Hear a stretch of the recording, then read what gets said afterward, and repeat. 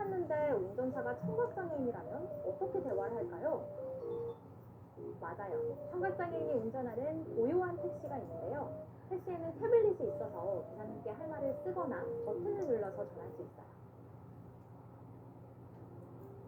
고요한 택시에는 특별한 운전자 보조 시스템이 있는데요. 위험한 상황엔 경고 표시가 떠서 눈으로 확인할 수 있어요.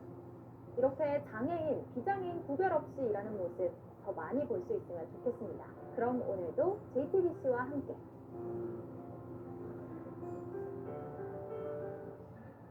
2022 우리의 선택 뉴스룸이 가장 앞에 서겠습니다. 매일매일 더 다채로운 대선 뉴스로 시청자들을 찾아갑니다. 대선은 JTBC.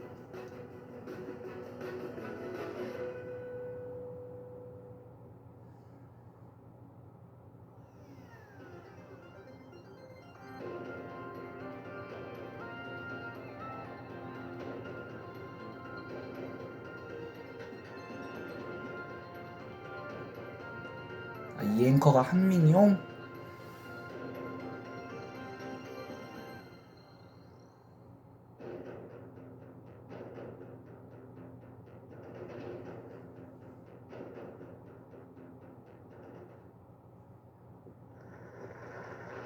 치열한 선거판의 두 남자.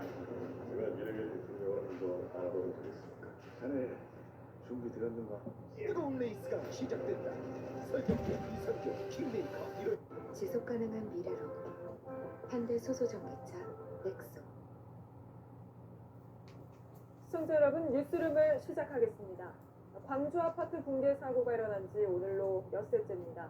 실종자 5명의 가족들은 오늘도 간절히 기적을 기다리고 있지만 곧 떨어져 내릴 것 같은 콘크리트 바닥과 철근, 또 언제 쓰러질지 모르는 140m 타워 크레인 때문에 수색이 쉽지 않은 상황이 계속되고 있습니다.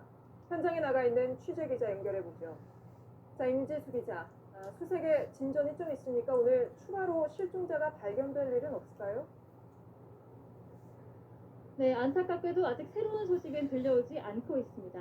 네, 이틀 전 창호 작업을 해왔던 60대 노동자 A씨가 숨진 채 수습된 뒤로 새롭게 발견된 사람은 없습니다.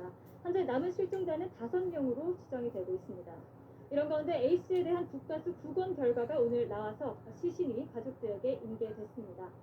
사인은 자발성 손상에 의한 사망으로 붕괴로 인한 사고사 가능성이 높다는 결론입니다. 네, 사고 현장이 여전히 굉장히 위험해서 수색이 어려워 보이던데요. 네, 그렇습니다. 제 뒤에 있는 이 사고 현장 건물에서 사흘 연속으로 콘크리트 구조물 등이 떨어져 내렸습니다. 그래서 오늘 한때 구조대원 전원이 대피하는 소동까지 있었는데요. 가장 큰 장애물은 아무래도 140m 높이의 대형 크레인입니다. 지지대가 부서진 채로 건물 쪽으로 기울어져 있는데요. 이 대형 크레인을 안전하게 철거를 해야 수색이 본격화할 수 있습니다. 그래서 이 작업이 원래 이번 주말까지 마무리될 예정이었는데요. 이 작업을 맡았던 노동자들이 현장이 너무 위험하다고 판단을 해서 앞서 작업 중지권까지 발동을 했습니다. 그래서 작업자가 교체되면서 새로운 해체 방식이 적용되니까 소요 시간이 닷새 정도 늘어났다는 것이 사측의 설명입니다. 네, 수색을 하다 다치는 분이 계시면 안 되겠죠. 경찰 수사는 좀 어떻게 되고 있습니까? 진전이 있습니까? 네, 현장 사무소와 감리 사무실 등을 압수수색한 경찰은 부실 시공 의혹과 관련한 단서들을 다시 확보한 것으로 알려졌습니다. 6일 만에 한 개층을 쌓아 올린 정황이 담긴 현장 작업 일지 등이 포함됐습니다. 또 이 콘크리트 양생이라고 하죠. 콘크리트 사설을 위해서 콘크리트를 부은 다음에 완전히 말리지 않고 그 절차를 충분히 지키지 않아서 이번 사고가 발생했다는 의혹이 짙어지고 있기 때문에 이 대목을 경찰도 주목하고 수사를 벌이고 있습니다. 또한 불법 재하도급 의혹에 대해서도 들여다보고 있습니다. 지금까지 JTBC 임지수입니다. 네, 다음 소식입니다. 당장 내일부터는 서울을 뺀 모든 지역에서 백화점, 마트 갈 때 반드시 방역 패스가 필요합니다. 지키지 않으면 과태료를 물게 되는데요. 그러다 보니 왜 서울만 빼냐, 우리 동네도 빼달라는 불만이 거세지고 있습니다. 내일 정부가 이런 불만과 혼란을 수습하기 위해 추가 대책을 발표한다는데 어떤 안에 담길지 조보경 기자가 취재했습니다. 경기도의 한 대형 마트입니다. 이렇게 매장 입구에서 방역 패스를 확인하고 있는데요. 내일부터는 방역 패스 없이 이곳을 출입하면 마트와 손님 모두 과태료를 내야 합니다. 오늘까지는 계도 기간이었지만 내일부터는 지키지 않으면 처벌을 받게 되는 겁니다. 사실상 방역 패스 없이 출입이 불가한 건데 서울은 예외입니다. 앞서 법원이 방역 패스 집행정지 신청을 받아들였기 때문입니다. 같은 생활권이라 할 수 있는 수도권 주민들 사이에서 불만이 쏟아져 나옵니다. 그렇죠. 아무래도 뭐 바로 옆인데 하는 것과 안 하는 것은 좀 불공평하긴 하죠. 사람이 많은 사람들인데 그런 데를 원래 더 강화를 해야 되는데 그런 데가 아닌 데를 강화를 하니까 이상하다고 생각은 하고 있습니다. 방역 패스에 반대하는 청와대 국민청원도 잇따르고 있습니다. 정부는 내일 혼란을 수습하기 위해 추가 대책을 발표합니다. 시설별 방역 패스를 다시 조정할 가능성도 있습니다. 당초 계획과 달리 서울이 아닌 지역 백화점과 마트 등에서도 방역 패스가 강제되지 않을 수 있는 건데 구체적인 윤곽은 내일 나옵니다. 한편 내일부터 3주간 사적 모임 최대 인원은 4명에서 6명으로 늘어납니다. JTBC 조보경입니다. 대전에서 70년 가까운 초등학생과 유치원생이 같은 업체가 만든 하이라이트 도시락을 먹은 뒤 집단 식중독 증세를 보이고 있습니다. 당국은 일단 해당 업체에 영업 중단 조치를 내리고 조사에 들어갔습니다. 박사라 기자입니다. 지난 13일 대전의 초등학교 8곳과 그에 딸린 병설 유치원의 방과 후 학교에 도시락이 지급됐습니다. 모두 같은 업체가 만들었고 메뉴는 하이라이스입니다. 이후 그날 오후부터 다음 날에 거쳐 모두 68명의 초등학생과 유치원생이 설사와 복통을 호소했습니다. 집단 식중독 증세였습니다. 보건당국은 하이라이스 도시락에 이상이 있을 가능성을 염두에 두고 역학조사를 진행 중입니다. 대전시 교육청 관계자는 하이라이스가 점성이 커서 식는 과정에서 바이러스에 노출되는 경우가 종종 있다고 말했습니다. 또 다른 학교와 유치원 아이들도 같은 도시락을 먹었지만 식중독에 걸리지 않았다며 정확한 원인을 따져봐야 한다고 했습니다. 뭐 이쪽에서 이제 그 영업을 하지 말도록 했다고 하더라고요. 납품은 못 받고 가정통신문을 통해서 부모들한테 도시락 내지는 뭐 간편식 이걸 선택하도록 그렇게 해서 교육청은 도시락을 대체할 방안에 대해 학부모들의 의견을 듣기로 했습니다. JTBC 박사라입니다. 한파반 새벽 부산의 한 사찰에서 큰 불이 났습니다. 불은 70평짜리 대웅전을 모두 태우고 산으로까지 옮겨부터 축구장 3개 넘는 면적을 잿더미로 만들었는데요. 주말 사건 사고 소식 김승현 기자가 보도합니다. 어둠을 뚫고 시뻘건 불길이 타오릅니다. 사찰 대웅전에서 시작된 불은 산으로도 번졌습니다. 소방당국은 관할 소방서 인력과 장비를 모두 동원하는 대응 1단계를 내렸습니다. 산림당국도 헬기 3대를 띄워 산불 진화에 나섰습니다. 그래도 불을 모두 끄는데 5시간 넘게 걸렸습니다. 물을 뿌려가지고 열을 식히고요. 안쪽에 숨어있는 불씨가 있을 수도 있으니까 한 번 더 확인해가지고 정리를 하는 거죠. 불이 나자 사찰에 있던 6명은 스스로 대피했습니다. 하지만 230제곱미터 규모 대웅전이 완전히 불에 탔습니다. 축구장 3개 반 면적의 산림도 잿더미가 됐습니다. 사무실 안이 연기로 가득합니다. 소방당국은 현장 도착 10분 만에 불을 껐습니다. 하지만 불에 탄 사무실 안에선 50대 남성 2명이 숨진 채 발견됐습니다. 정확한 발화 원인을 지금 아직 조사 중이기 때문에 저희들이 아직 확인된 게 없어요. 경찰과 소방은 사무실에 난로가 있었던 점 등을 토대로 화재 원인을 조사하고 있습니다. 깊은 밤 주택 2층에서 불기둥이 치솟습니다. 안에 있던 50대 남성은 화상을 입고 이웃의 도움으로 겨우 대피했습니다. 불이 나는데도 불구하고 그냥 도시락도 앉아 계시잖아요. 그래서 다른 분이 올라가서 저희가 도착하기 전에 모시고 내려왔다 그러더라고요. 오늘 아침 경기도 포천의 톱밥 공장에서도 불이 났습니다. 1층짜리 건물 2동이 모두 타 소방서 추산 7억 원의 피해가 났습니다. JTBC 조승현입니다. 광주 신축 아파트 붕괴 사고의 참혹한 모습 소방대원의 보디캠으로 들여다볼 수 있었는데요. 이렇게 현장을 생생하게 담는 보디캠은 해외에선 경찰들도 많이 사용하고 있지만 우리나라 경찰은 사정이 다르다고 합니다. 필요한 사람이 자기 돈으로 직접 사서 쓰고 있다는데 왜 그런지 송우영 기자가 취재했습니다. 아파트 사고 현장에 무너진 철근 더미가 널브러져 있습니다. 수색견을 대동한 채 확인한 현장의 처참한 모습은 소방대원이 착용한 보디캠에 그대로 담겼습니다. 이 다니기가 너무 어렵다. 이렇게 생생한 현장의 모습을 촬영하고 증거를 남기는 역할도 하는 보디캠은 미국과 영국 등의 경찰도 적극 사용 중입니다. 미국 로스앤젤레스에서는 지난달 경찰이 쏜 총에 한 소녀가 숨지는 일이 있었습니다. 난동을 부리는 용의자를 발견하자마자 경찰이 총을 쏘는 상황이 보디캠에 고스란히 담겼습니다. 결국 이 중 한 발이 근처 벽을 뚫고 탈의실 안에 있던 14살 소녀의 가슴을 관통했습니다. 우리나라에서도 2015년 일부 지역에서 경찰 보디캠 시범 사업을 시작했습니다. 하지만 배터리 용량이 적고 자주 고장이나 외면받았고 결국 지난해 사업은 종료됐습니다. 현재 경찰들은 각자 필요에 따라 시중에서 산 보디캠을 쓰고 있습니다. 안 그래도 이제 워낙 사건 사고 많아서 다 개인이 필요한 애 구입해서 지금 쓰고 계세요. 우리 경찰도 현장 대응이 적절했는지 판단하고 정확한 증거 확보를 위해 보디캠을 도입해야 한다는 목소리가 계속 나오고 있습니다. JTBC 송우영입니다. 정치권으로 가보죠. 먼저 이재명 후보 오늘 통일부 이름을 바꾸겠다고 했습니다. 문재인 정부와의 차별화를 노리는 걸로 보입니다. 윤석열 후보는 문재인 정부의 방역 정책에 날을 세우며 방역 패스를 완전히 바꾸겠다고 했습니다. 두 후보의 행보부터 김필중 기자가 보도합니다. 이재명 후보는 통일을 단기적으로 직접 추구하는 부분은 현실성이 떨어진다고 했습니다. 통일을 직접 추구하는 게 현실적으로 가능성이 매우 취약하다. 통일부의 명칭에 대해서 상당히 많은 고민들이 이루어지고 있는 것이고 실제로 이제 남북 협력부, 평화협력부 이런 방식으로 이름을 장기협력 과제로는 금강산 관광제주로 공동 관광특구를 제안했습니다. 동해와 맞닿은 강원도 방문길, 이 후보는 일본 오염수도 언급했습니다. 소셜미디어에 외교적 저자세로 후쿠시마 원전 방사능 오염수의 위험을 외면하지 않겠다고 한 겁니다.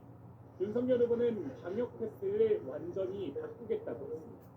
마스크를 계속 쓰고 대화하지 않는 실내에서는 방역 패스를 전면 폐지할 것을 제안합니다. 한기 기준을 충족하는 업소를 대상으로 거리두기 완화를 제안합니다. 한기 시설 구축 요건을 충족하면 입장 기준을 4m/제곱당 1명에서 2명으로 완화하고 영업시간 2시간 연장을 허용하겠다고 밝혔습니다. 문재인 정부 부동산 정책을 비판하며 서울과 수도권에 130만 호를 짓겠다고 했습니다. 서울역 경부선 구간 등을 지하화해 남는 땅에 주택을 공급하겠다고 했습니다. JTBC 김필주입니다. 김건희 씨 7시간 통화 방송을 앞두고 국민의힘의 공세가 거세지고 있습니다. 과거 채널A 검언 유착 사건의 제보자 X가 그때 MBC 기자와 이번 통화 내용을 공유해왔다며 검언 유착 시즌2라고 목소리를 높인 겁니다. 그런가 하면 이재명 후보는 오늘 김건희 씨 7시간 통화에 대해 특별한 의견이 없다고 밝혔습니다. 계속해서 김소현 기자입니다. 국민의힘은 MBC 장모 기자가 제보자 X로 불리는 지모 씨와 지난해 12월부터 김건희 씨 통화 음성 파일을 공유해 온 걸로 보인다고 주장했습니다. 지 씨는 2020년 채널A 기자의 검언 유착 의혹을 MBC에 제보한 인물입니다. 국민의힘은 지 씨가 필명으로 소셜미디어에 쓴 글을 근거로 제시했습니다. 김 씨의 도덕적 약점에 대해 증거를 확보한 사람이 있다. 1월 중순에 터진다 등의 글이 MBC 방송의 시기와 내용을 알고 쓴 예고편이란 주장입니다. 국민의힘은 또 MBC가 실질적 반론권을 보장하지 않았다며 취재윤리 위반이라고 주장했습니다. 선대본부가 서면으로 방송 개요를 요청했지만 MBC는 김 씨가 인터뷰에 응해야 알려주겠다고 했다는 겁니다. 국민의힘의 주장에 대해 MBC는 입장을 내지 않았습니다. 윤석열 후보는 관련 언급을 삼갔습니다. 우선 저는 내용에 대해서 아는 바가 없어가지고 우선 여기에 대해서는 제가 언급 안 하는 것이 좋을 것 같습니다. 이재명 후보도 답을 피했습니다. 사건이 관련 녹취록에서 발견됐는데 사건이 어떻게 생각하시는지가 자, 특별한 의견이 없습니다. 하지만 여당 의원들은 오늘 방송을 여러 방식으로 홍보하는 등 정치 쟁점화에 힘을 기울이고 있습니다. JTBC 김소현입니다. 무리해서 차를 사는 바람에 빚을 허덕이는 카푸어들의 진짜 위기는 사고가 나거나 차가 고장났을 때 시작됩니다.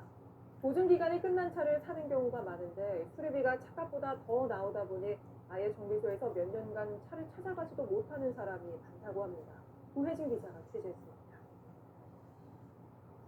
외관이 번듯한 수입차입니다. 이 중고차의 가격은 1,260만 원. 근데 1260 같지 않죠? 네. 한 3천이나 해도 왠지 믿을 것 같죠? 하지만 저렴한 데는 이유가 있습니다. 연식이 오래됐고 키로수가 길고 그리고 이제 그러다 보니까 고장에 대한 리스크가 크죠. 지금은 1200이지만 이거를 수리를 할 때는 6천, 7천만 원짜리에 해당하는 부품을 넣어서 수리를 해야 돼요. 그런데 이런 구매자들, 차가 고장나거나 자신이 사고 낼 확률 낮게 보는 경향이 있습니다. 정문기 씨도 몇 년 전 같은 생각이었습니다. 내 차가 그럴 일은 없다 이제 이렇게 생각을 하고 구매를 하게 됐죠. 차를 가져오고 한 달 있다가 바로 고장났어요. 수리비 견적은 예상 이상이었습니다. A를 고쳐보고 안 되면 B를 고치고 B 고쳐보고 안 되면 C를 고치는데 그거를 다 고친 금액이 800만 원인가가 나오더라고요. 그래서 제가 차를 1,200만 원 주고 샀는데 고칠 수가 없죠 일단. 예, 너무 겁이 나고 사고가 나면 감당하기는 더 어렵습니다. 비싼 수입차가 먼지를 뒤집어 쓴 채 서 있습니다. 수리비를 내지 못해 오랫동안 찾아가지 못하고 방치된 차량들입니다. 견적이 3천만 원이 나와 3년째 서 있는 아우디 차량. 수리비 400만 원을 내지 못해 3개월 동안 방치된 포르쉐도 있습니다. 돈 주십시오 하면 그들은 아파오기 시작을 해요. 급한 일이 생겼습니다. 뭐 코로나 뭐 이상한 별의별 핑계를 다 대요. 다 똑같아요. 너 차 다 뜯어버리고 싶어요. 수리 견적이 차량 시세와 맞먹는 2천만 원이 나온 BMW 차량. 반년째 찾아가지 않습니다. 저희도 매달 지출 때는 나가야 되는 돈이 있는데 되게 답답하죠. 거의 3분의 2 가량이 부품 가격이고요. 엄청나게 마이너스가. 수리비와 보관료를 받기는커녕 남의 차라 처분할 수도 없습니다. 돈이 없는 사람들이잖아요. 솔직히 청구해봐야 괜히 제 또 소송비만 또 나가는 거거든요. 보험사에서 보상받지 못하는 사고가 난 차들이 많습니다. 운전 미숙이나 음주 등입니다. 저희 나이 때면 그러면 안 되지만 또 그렇게 다니고 싶은 그런 욕망들이 가끔 피어오를 때가 있거든요. 젊으니까. 그냥 달리고 질주. 싶은 날이 있거든요. 자기 차 수리비를 보상받는 자차 보험에 가입하지 않은 차량도 많습니다. 250씩 5년 하면은 1,250만 원이잖아요. 근데 5년 끌면서 수리비가 1,250만 원이 나오겠느냐, 본전을 뽑겠느냐 그런 접근이죠. 20살에 차를 구매했다 처분한 A씨와 B씨. 모은 돈의 액수에 맞는 차를 사야 한다고 강조합니다. 잠깐 동안은 즐길 수 있겠지만은 그건 말 그대로 잠깐일 뿐이고요. 잠깐이 지나고 나서면은 뭐 그 후에는 이제 엄청난 후회감과 JTBC 구혜진입니다. 오늘 새벽 일본에서 5년 만에 쓰나미 경보가 발령돼 한밤중 대피 소동이 벌어졌습니다. 8,000km 떨어진 남태평양 해저 화산이 폭발한 탓인데요. 화산재 기둥이 19km 넘게 치솟는 모습이 위성에 또렷이 포착될 정도로 위력이 대단했습니다. 이재승 기자입니다. 남태평양 섬나라 통가 해상에서 마치 폭탄이 터지듯 하얗게 화산재가 솟아오릅니다. 화산재와 가스 등으로 이루어진 기둥이 바다 위로 19km 넘게 솟구쳤습니다. 강력한 화산 폭발은 태평양 연안 여러 나라에 영향을 줬습니다. 미국 서부 대부분 해안은 접근 금지 명령이 내려졌습니다. 일본에선 5년 만에 쓰나미 경보가 발령됐습니다. 일본 기상청은 23만 명에게 대피 명령을 내렸습니다. 밤늦게 내려진 대피 명령에 한밤중 차량 행렬이 이어지기도 했습니다. 전국 각지에서 1m 안팎의 쓰나미가 관측됐습니다. 화산으로 인해서 쓰나미가 발생하는 경우는 약 5% 정도 20번에서 한 번 정도 발생하는 경우라고 말할 수 있습니다. 우리나라엔 영향이 거의 없었습니다. 화산 폭발은 제주도와 8,400km 떨어진 곳에서 일어났습니다. 제주 해안에 10cm 안팎의 파고가 생겼지만 해일주의보 발령 기준 50cm에는 못 미쳤습니다. 당장 대규모 폭발은 멈췄지만 현지에선 추가 분출 가능성을 우려하고 있습니다. JTBC 이재승입니다. 어제 일본에선 대학 입학 시험이 치러졌는데요. 도쿄대에 시험을 보러 온 학생들이 흉기에 찔리는 일이 있었습니다. 의대 진학률 1위 명문고에 다니는 17살 학생이 의사가 되고 싶은데 성적이 안 오른다며 흉기를 휘두른 겁니다. 서준석 기자입니다. 대학 입시 공동 테스트가 치러진 어제 도쿄대 앞에서 경찰들이 분주하게 움직입니다. 이날 오전 8시 반쯤 한 고등학생이 칼을 휘둘러 3명이 중상을 입는 사건이 발생했습니다. 범행을 저지른 건 나고야에서 온 17살 고등학생이었습니다. 도쿄대로 진학해 의사가 되고 싶었는데 성적이 오르지 않자 사람을 죽이겠다고 결심한 겁니다. 전날 야간 버스를 타고 도쿄로 온 소녀는 15일 오전 도쿄대 인근으로 향했습니다. 그리고는 시험을 보러 가던 수험생 2명과 72세 남성에게 흉기를 휘둘렀습니다. 이어 내년에 도쿄대 시험을 보겠다고 소리 지른 뒤 그 자리에 주저앉았다고 목격자들은 전했습니다. 경찰은 현장에서 교복 차림의 소년을 살인 미수 혐의로 체포했습니다. 소년은 경찰 조사에서 사람을 죽인 뒤 그 죄책감을 가지고 할복하려 했다고 진술했습니다. 체포 당시 소년은 칼 2개와 톱, 가연성 액체가 담긴 병 여러 개를 갖고 있었습니다. 소년이 다닌 고등학교는 전국에서 의대를 가장 많이 보내는 명문고로 알려졌습니다. 경찰은 사건 직전 인근 지하철역에서 폭죽을 터뜨린 소란을 벌인 것도 이 소년과 연관이 있는지 조사 중입니다. JTBC 서준석입니다. 부산의 남포동, 광주의 충장로, 대구의 동성로 모두 역사가 깊은 번화가들인데요. 여기 불빛이 꺼져가고 있습니다. 발품 뉴스가 부산, 광주, 대구를 쭉 둘러보니까 사거리 목 좋은 건물이 통째로 비어있는 지역도 있었습니다. 윤정식 기자입니다. 각종 집회나 유세로 항상 사람이 붐비는 이곳. 부산 구도심의 핵심 남포동과 광복동이 만나는 곳입니다. 그 중에서도 사람이 가장 많이 모여 이 상권이 제일 좋다라고 하는 이 광장입니다. 자, 그런데 여기를 보면은 이 건물 전체가 통으로 지금 비어 있습니다. 이뿐만이 아닙니다. 이 옆 건물의 경우 2층과 3층에 들어가 있는 식당이 모두 문을 닫은 상황이고요. 광장을 삥 둘러싼 상점들을 전체적으로 한번 살펴볼까요? 자, 이쪽으로 와보시죠. 이 건너편에는 대형 의류점이 들어와 있었는데 현재는 모두 문을 닫은 상황이고요. 자, 오른쪽 보면은 여기도 건물이 통째로 비어 있습니다. 남포동으로 들어가는 길목은 임대, 또 임대. 50m 가량을 걸으며 만난 상점 9곳 중 8곳이 문을 닫았습니다. 이런 경우는 내가 처음 봅니다. 발매부터도 다 힘들게 살았는데 그리고 있는 상태에서 이 정도 넘어지진 않았거든요. 보면. 남아있는 상인도 초조합니다. 마음이 조급하고 불안해지네요. 옆집이 나가는 게 좀 그렇지. 되게 아, 불안하죠. 부산만 이런 게 아닙니다. 광주 시내 공시지가 1위를 기록하고 있는 충장로입니다. 여기에 1945년부터 80년 가까이 영업을 해온 한 중국집이 있는데 2층 전체를 사용할 만큼 규모도 상당했거든요. 하지만 코로나 여파를 피해가지 못하고 결국 문을 닫았습니다. 광주 민주화운동 때도 계속 있었던 요 충장로에 산층입니다. 산층이. 그게 이번에 없어지면 이건 광주 시민들 입장에서 너무 아쉽잖아요. 아쉽죠. 더 안 좋은 신호도 감지됩니다. 여기도 화장품 가게잖아요. 화장품 결정가고 했잖아요. 예, 이것도 빈 거예요? 이것도 직영점? 이것도 직영점이죠. 에뛰드 아무리 화장품. 여긴 에뛰드. 예. 시작 기간이 끝나고 처음부터 SK텔레콤. SK텔레콤이었는데 이 한 15년 만에 철수를 한 거예요. 15년 만에 SK텔레콤까지 직영점이었던데. 앞다퉈 들어오던 대기업들이 권리금 수억 원을 포기하고 직영점을 뺀 겁니다. 이번엔 대구입니다. 사실상 전국구 상권으로 통하는 동성로. 문 닫은 초대형 스포츠 브랜드 매장들. 매장 안 마네킹이 상황을 말해줍니다. 동성로에 술집이 많이 모여있는 골목으로 한번 와봤습니다. 지금 시간이 아직 8시가 안 된 아주 늦지는 않은 시간인데 사람들이 거의 없습니다. 손님이 없다 보니 맥주집과 포장마차, 노래방 모두 문을 닫았습니다. 2% 안팎이던 동성로 공실률은 22% 넘게 치솟았습니다. 지난해 상가 4-5곳 중 한 곳은 문을 닫은 겁니다.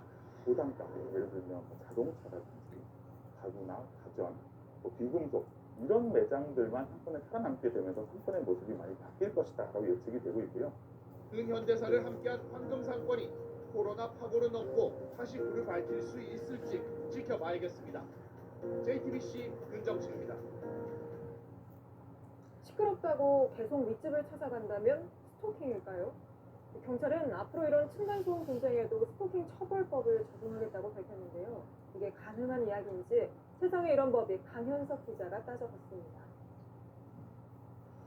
오빠 네 남편 될 사람이야. 보호자로서 네 방에 CCTV 설치해 놓은 거잖아. 너 사랑하니까. 제정신이 아니네요. 저 자식 지금 동종범죄로 집행유예 걸려 있어요. 뭐야? 성폭행 위주? 우리가 생각하는 전형적인 스토킹이죠. 이런 행동을 막자고 만든 게 스토킹 처벌법입니다. 그런데 뜬금없이 왜 층간소음 이야기가 나오는 걸까요? 경찰이 연인 간 협박은 물론 온라인 게임, 층간소음 등에도 적용 가능하다고 했거든요. 이건 경찰 입장이고 법원에서 진짜 유죄가 나올지가 더 중요하죠. 그런데 갓 나온 법이라 한계가 없습니다. 의사에 반해 상대방이나 그 가족에 공포감을 주는 게 스토킹 행위입니다. 이걸 지속적, 반복적으로 하면 범죄가 되죠. 단순히 예를 들어 짝사랑하는 남자가 1회 정도 비 오는 날 문 앞에서 기다린다. 깜짝 놀랄 수는 있겠죠. 그리고 좀 짜증이 날 수도 있겠죠. 그런데 이걸 가지고 공포심을 느꼈다고 하진 않을 거예요. 층간소음 분쟁에 적용해보죠. 우퍼 보복을 살펴보면 정보통신망 등을 이용한 음향의 전달이 처벌 대상인데 우퍼는 여기 해당할까요? 우퍼 소리가 음향인 건 맞아요. 우퍼는 직접적으로 그냥 바로 음향을 전달하는 것이기 때문에 스토킹 처벌법으로는 어렵지 않아요. 층간소음 항의 쪽지는 어떨까요? 정중한 쪽지를 반복적으로 붙였다면 말이죠. 하루에 수십 번을 붙인다든가 누구라도 스트레스 상황이 되기 때문에 이틀에 한 번, 5, 6회 정도 한 것만으로는 불안감이나 공포감을 조성했다고 보면 힘들 것 같아요. 실제 사건을 갖고 살펴보죠. 층간소음 보복을 위해 10여 간격으로 3차례 윗집 현관문에 인분을 발라놓은 행위. 그 대문의 효용을 해한 것이기 때문에 손괴가 되고요. 이 3회라는 연속성 그리고 반복성 생각했을 때는 처벌이 가능하다고 생각합니다. 층간소음 항의하러 윗집에 갔지만 문 걸어 잠그자 망치로 집 주변 창문 등 훼손. 하루 동안 특정 시간에 한 번에 이루어진 행위 같아요. 지속 반복적이라고 보기에는 조금 한계가 있는 것 같습니다. 층간소음 분쟁 상대인 윗집 남자가 면담을 거부하자 유리창을 깨고 2차례에 걸쳐 죽인다는 등 욕설 전화. 애매한 사례이긴 한데 저는 스토킹 처벌법의 대상은 아니라고 생각이 듭니다. 이분의 행위가 과연 여기서 말하는 지속적이고 반복적인 행위에 포함되는지 좀 의문이 있어서 그렇습니다. 만든 취지는 좋지만 스토킹 처벌법은 적용 범위가 너무 넓고 기준도 모호합니다. 경찰 해석만큼 법 적용이 쉽지 않다는 거죠. 보완이 필요하다는 지적이 그래서 나옵니다. JTBC 강현석입니다. 테니스 세계 랭킹 1위 조코비치가 결국 호주에서 강제 추방돼 호주 오픈을 뛸 수 없게 됐습니다. 백신을 안 맞았다는 이유로 호주 정부가 비자를 취소한 데 대해 법원의 판단을 받아보겠다고 기다렸지만 법원도 그의 손을 들어주지 않은 겁니다. 심지어 앞으로 3년 동안은 호주 입국이 아예 금지된다는데요. 이세누리 기자입니다. 현지 시간으로 17일 개막하는 호주 오픈에 남자 테니스 세계 랭킹 1위 조코비치는 결국 참가할 수 없게 됐습니다. 개막 하루를 앞두고 호주 연방법원이 조코비치의 소송을 만장일치로 기각했기 때문입니다. 현지 언론은 조코비치의 추방 소식을 속보로 전했습니다. Good evening. First tonight, Novak Djokovic's fate has finally been decided. The world number one has been booted out of Australia. 앞서 호주 정부는 백신을 맞지 않은 조코비치의 입국 비자를 취소했고 조코비치 측은 이 결정에 불복해 소송을 냈습니다. 문제는 올해로 끝이 아니라는 겁니다. 호주 현행법상 비자가 취소돼 추방되면 3년 동안 호주 입국이 금지됩니다. 3년간 호주에서 열리는 대회에선 조코비치를 볼 가능성이 낮아졌습니다. 조코비치는 올해 대회에서 호주 오픈 통산 10회 우승, 그랜드 슬램 대회 21번째 우승을 노렸습니다. 조코비치는 성명을 발표했습니다. 법원 판결에 대단히 실망했다면서 잠시 휴식하며 재충전하겠다고 밝혔습니다. JTBC 이세누리입니다. 네, 뉴스 스토리텔러 백브리핑 시작합니다. 나는 반대일세. 뭘 반대한다는 걸까요? 윤석열 후보와 안철수 후보의 단일화를 누가? 추미애 전 법무부 장관이 말이죠. 네, 추미애 전 장관도 요새 정치인들 많이 나오는 예능 프로그램에 출연했습니다. 여기서 대선 후보들에게 영상 편지를 띄웠는데요. 안철수 후보에게 뭐라고 했느냐? 안철수 후보님 필요하시면 박완주 의원님 보내드리겠습니다. 갑자기 박완주 의원, 민주당 소속이고 지금 정책위 의장, 이재명 후보 쪽에서 열심히 뛰고 있는 사람인데 왜 안철수 후보와 무슨 인연이 있는 건가? 저는 검색도 해봤는데요. 네, 눈치채셨죠? 이름이 완주니까 추 전 장관 이번만큼은 철수하지 마시고 끝까지 완주해 주시기 바랍니다. 이렇게 영상 편지 띄웠습니다. 추 전 장관은 일전에 윤석열 후보 종아리를 회초리로 때리는 합성 사진 올리기도 했었죠. 종아리 때려주고 싶은 사람 또 있냐는 질문에는 안철수 후보라고 답했습니다. 꼭 완주하라는 격려의 메인 걸까요? 그럼 윤석열 후보를 향해서는 뭐라고 했을까요? 지난주에 벌어졌던 멸동, 멸치콩 논란을 꺼냈고 멸콩 하는 분들이 다 이 군대를 안 갔어요. 그러면서 대선 놀이 그만하셔야 될 것 같다. 사법시험 구수도 하셨는데 대선 재수 괜찮지 않느냐? 준비해서 실력이 갖춰지면 그때 나와라. 하지만 단일화 꼭 필요하다는 분도 있죠. 어제 제가 응원단장으로 소개시켜드린 그분 홍준표 의원입니다. 어제는 윤석열 후보를 향해서 안철수 후보와 단일화 적극 추진으로 난제를 풀어나가라 이렇게 메시지를 냈고 오늘도 역시 청년의 꿈에 안 후보를 미워해도 단일화하는 게 안정적인 정권 교체라는 글을 올렸습니다. 자, 그럼 여기서 안철수 후보의 생각을 들어볼까요? 오늘 아침에 나온 말입니다. 혹시 안일화라고 못 들어보셨습니까? 안철수로 단일화. 안철수로 단일화. 그게 시중에 떠도는 그런 말입니다. 그러면서 제가 야권의 대표 선수로 나가면 압도적으로 이길 수 있고 국민 통합이 가능하다고도 했습니다.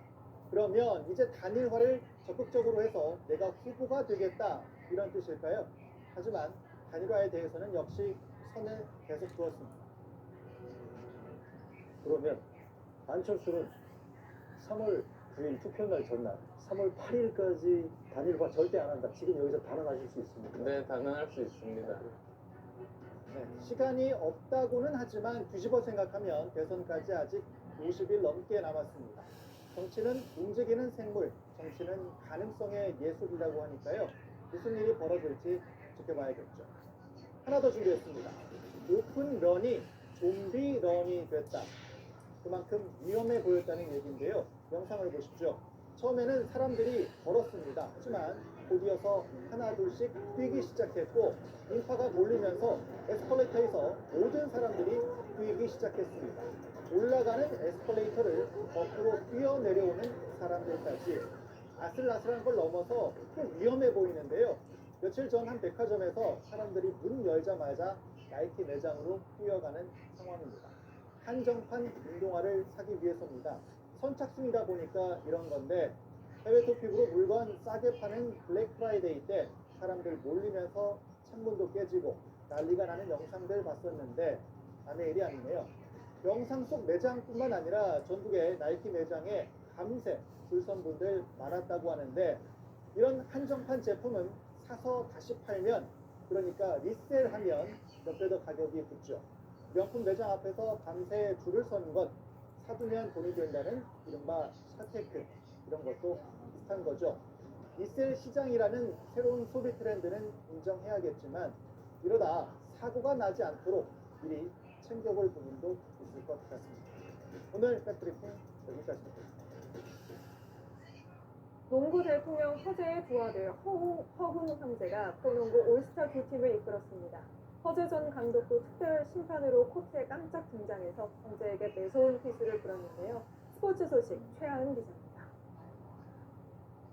뽀로로부터 나무늘보까지 익살스러운 캐릭터로 변신하고 흥겨운 음악에 맞춰 저마다 개성을 뽐냅니다. 경기장을 가득 채운 팬들을 반기듯 24명의 별들은 등장부터 특별했습니다. 역대 최다 기록으로 팬투표 1, 2위를 차지한 허훈 형제가 주장을 맡아 팀을 꾸릴 때부터 관심을 끈 올스타전. 아버지 허재 전 감독은 특별 심판으로 깜짝 등장했습니다.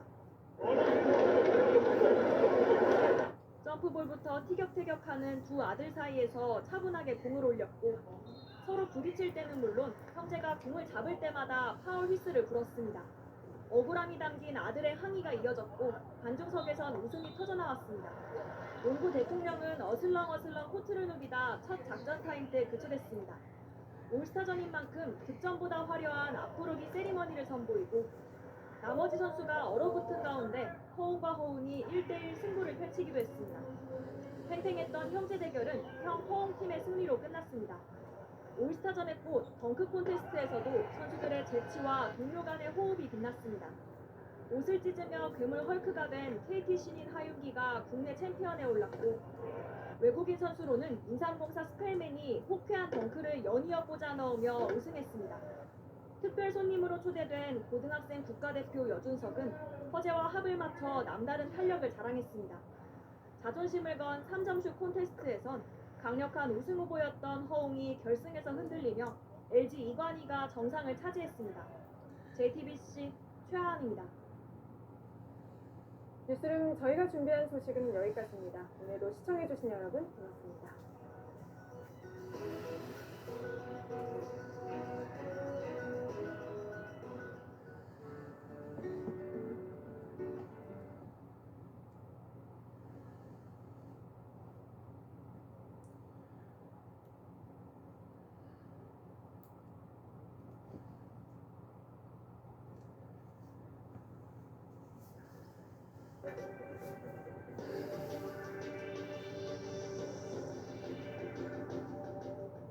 네, 코로나19 총괄 뉴스는 정원 뉴스입니다. 광주 화성 아이파크 외벽 붕괴 나흘째인 어제 실종자 한 명이 구조됐지만 안타깝게도 사망 판정을 받았습니다.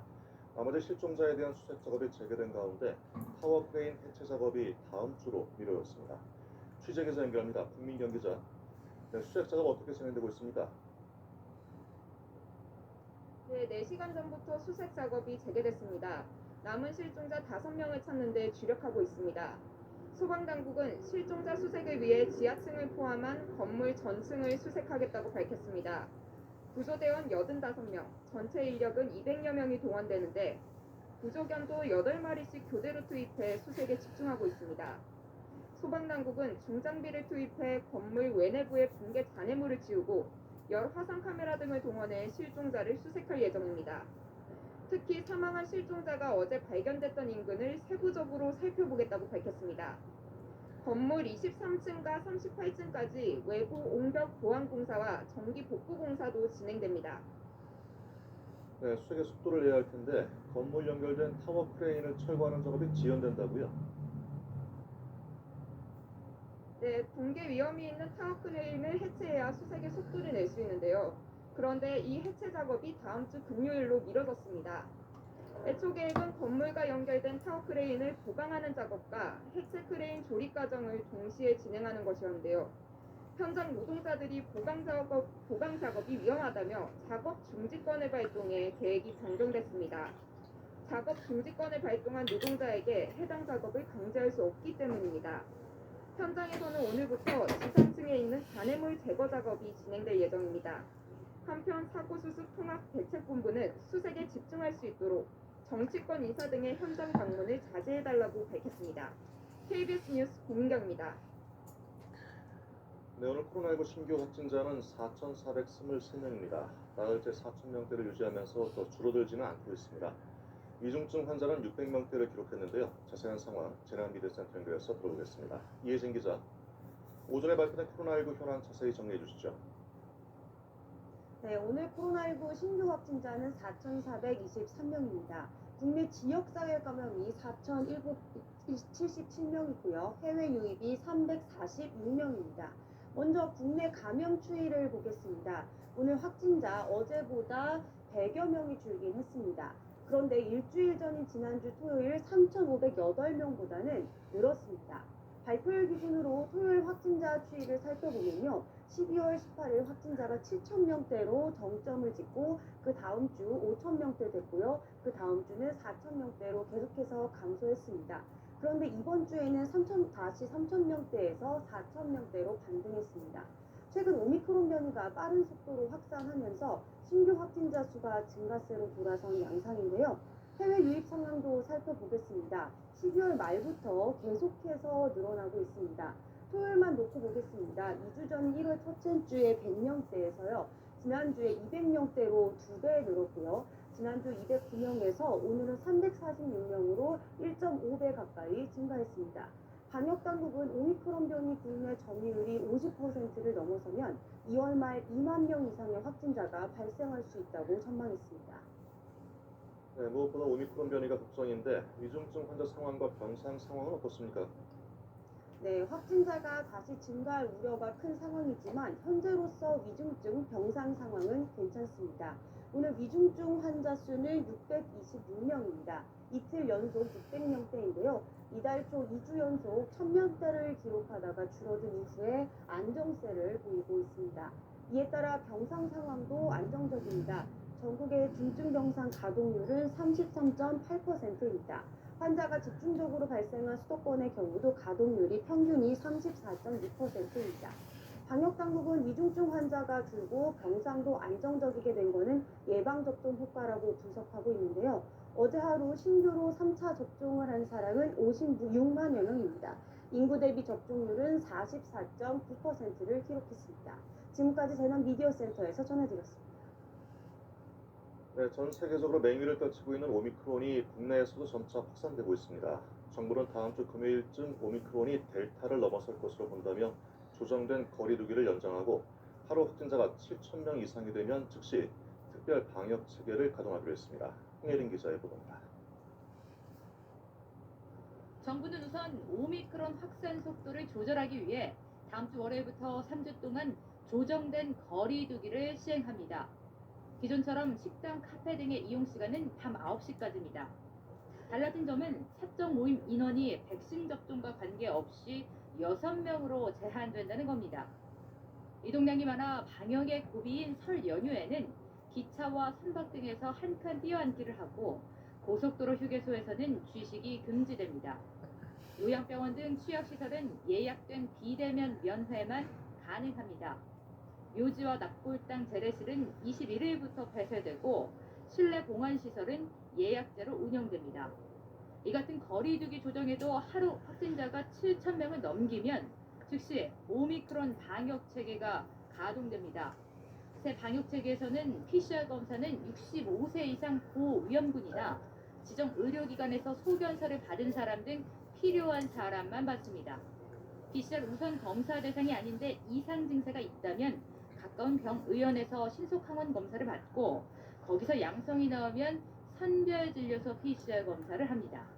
오미크론이 대중화되게 되면 한편으로는 위험도도 떨어질 거로 생각을 하고 있습니다. 그때는 그런 호흡기 클리닉, 또 이비인후과, 또 내과, 또 소청과를 중심으로 시작을 하고 점차적으로 확대할 계획이 있습니다. 재택 치료 중인 경증 환자가 필요할 경우 대면 진료를 받을 수 있도록 지정 병의원도 확대합니다. 확진자 격리일은 7일, 밀접 접촉자는 엿새째 PCR 음성이 나오면 다음날 일상으로 돌아갑니다. 교통, 의료, 국방 등 사회 필수 인력 공백을 막기 위해 주요 분야별 비상 인력 계획안도 발동됩니다. KBS 뉴스 홍혜림입니다. 네, 상점과 대형마트, 백화점에 적용된 방역 패스가 서울 시내에서는 효력을 잃게 됐습니다. 미접종자의 기본권을 과도하게 제한하기 때문에 효력을 정지해야 한다는 법원의 결정이 나온 것입니다. 그런데 같은 법원 다른 재판부는 방역 패스 효력을 긴급히 정지할 필요가 없다고 엇갈린 판단을 내놨습니다. 백인선 기자의 보도입니다. 지난해 11월 병원 등 감염 취약시설에 처음 적용된 방역 패스 제도.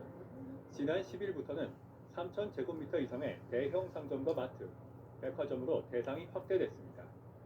조두형 영남대 의대 교수 등 1000여 명은 방역 패스를 취소하고 집행을 정지해달라는 가처분 신청을 지난해 말 냈습니다. 피신청인은 질병관리청장과 보건복지부 장관, 서울시장이었습니다. 서울행정법원 4부는 서울시장에 대한 신청만을 받아들여 서울시내 상점과 대형마트, 백화점에 대한 방역 패스 적용을 중지하라고 결정했습니다. 재판부는 일부 다중이용시설 등에 방역 패스를 도입한 공익은 인정된다고 봤습니다. 그러나 생활 필수 시설에 해당하는 상점과 마트, 백화점을 일률적으로 포함시키는 것은 백신 미접종자들에 대한 지나치게 과도한 제한이라고 지적했습니다. 이로써 서울시내 대형 상점과 마트, 백화점에서는 본안소송 1심 판결 선고 때까지 미접종자도 방역 패스 없이 출입할 수 있게 됐습니다. 하지만 같은 사안에 정반대 결정도 나왔습니다. 서울행정법원 13부는 백신 미접종자 A씨가 보건복지부 장관을 상대로 방역 패스 적용을 멈춰달라며 낸 집행정지 신청을 기각했습니다. 재판부는 소형 점포나 전통시장, 온라인 등에서 물품 구매가 가능한 점에 비춰볼 때 긴급히 방역 패스의 효력을 정지할 필요가 없다고 판단했습니다. 또 공공복리에 중대한 영향을 미칠 우려를 배제하기 어렵다고 봤습니다. 그럼에도 서울시내 방역 패스 효력을 정지시킨 결정은 유효합니다. 같은 사안을 놓고 상반된 결정이 나오면서 방역 패스의 효력 정지 필요성을 둘러싼 혼란은 불가피해 보입니다. 앞서 서울시내 방역 패스 효력 정지를 결정한 재판부는 아동 청소년 방역 패스 확대 적용도 중단하라고 결정했습니다. 이에 따라 서울 시내에서는 당초 오는 3월부터 적용할 예정이던 청소년 방역 패스 확대 조치도 중단됐습니다. KBS 뉴스 백인성입니다. 네, 이번엔 대선 후보 소식입니다. 민주당 이재명 후보는 오늘부터 강원도를 1박 2일로 방문합니다. 이 후보는 국민의힘이 남녀 간, 세대 간 갈등을 조장한다며 제2의 지역주의라고 비판했습니다. 이틀째 부산, 울산, 경남을 방문 중인 국민의힘 윤석열 후보는 부산 선대위 결의대회에 참석해 정권 심판론을 거듭 강조했습니다. 송락규 기자의 보도입니다. 민주당 이재명 후보는 오늘 강원도 홍천에서 K바이오 산업 육성 방안을 밝히는 것을 시작으로 1박 2일 강원 일정에 들어갑니다. 이어 춘천에서 번영 회장들로부터 지역 발전을 위한 의견을 듣고 시민들과 만납니다. 이 후보는 SNS를 통해선 국민의힘 윤석열 후보와 이준석 대표가 남녀, 세대 갈등을 조장한다며 제2의 지역주의이자 나쁜 정치라고 비판했습니다. 윤 후보의 최근 여성가족부 폐지 공약을 겨냥한 것으로 자신은 국민통합의 길로 가겠다고 강조했습니다. 국민의힘 윤석열 후보는 부산의 순직선언 위령탑 참배를 시작으로 부산, 울산, 경남 방문 이틀째 일정을 시작했습니다. 윤 후보는 국가를 위해 희생한 이들에 대해 예우를 다하는 나라가 되도록 하겠다고 약속했습니다. 또 친환경 수산업을 육성하고 유통이력 추적제를 정착화해 수산물 안전관리를 대폭 강화하겠다고 밝혔습니다. 부산 선대위 결의대회에 참석해서 공정과 민생을 강조하며 정권 심판론을 거듭 내세웠습니다. 정의당은 심상정 후보가 지지율 정체 등에 대한 숙고를 이어가고 있는 가운데 오후에 비상연석회의를 열어 쇄신 방안을 논의합니다. 국민의당 안철수 후보는 금융당국에 자영업자들의 대출 만기 연장과 상환 유예 조치를 요청했습니다. KBS 뉴스 송락입니다. 네, 토니 블링컨 미국 국무장관과 정의용 외교부 장관이 현지 시간 14일 통화를 하고 북한에 잇따른 미사일 발사 문제를 협의했습니다.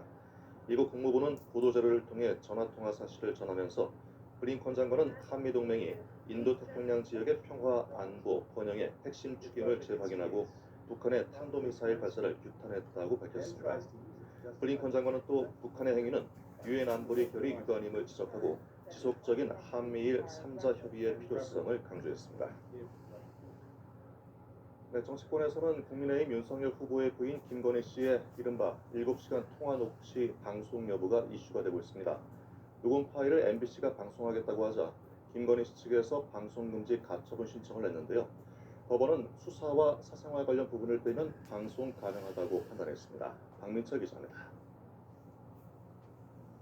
법원은 국민의힘 윤석열 후보 부인 김건희 씨를 공적 인물이라고 봤습니다.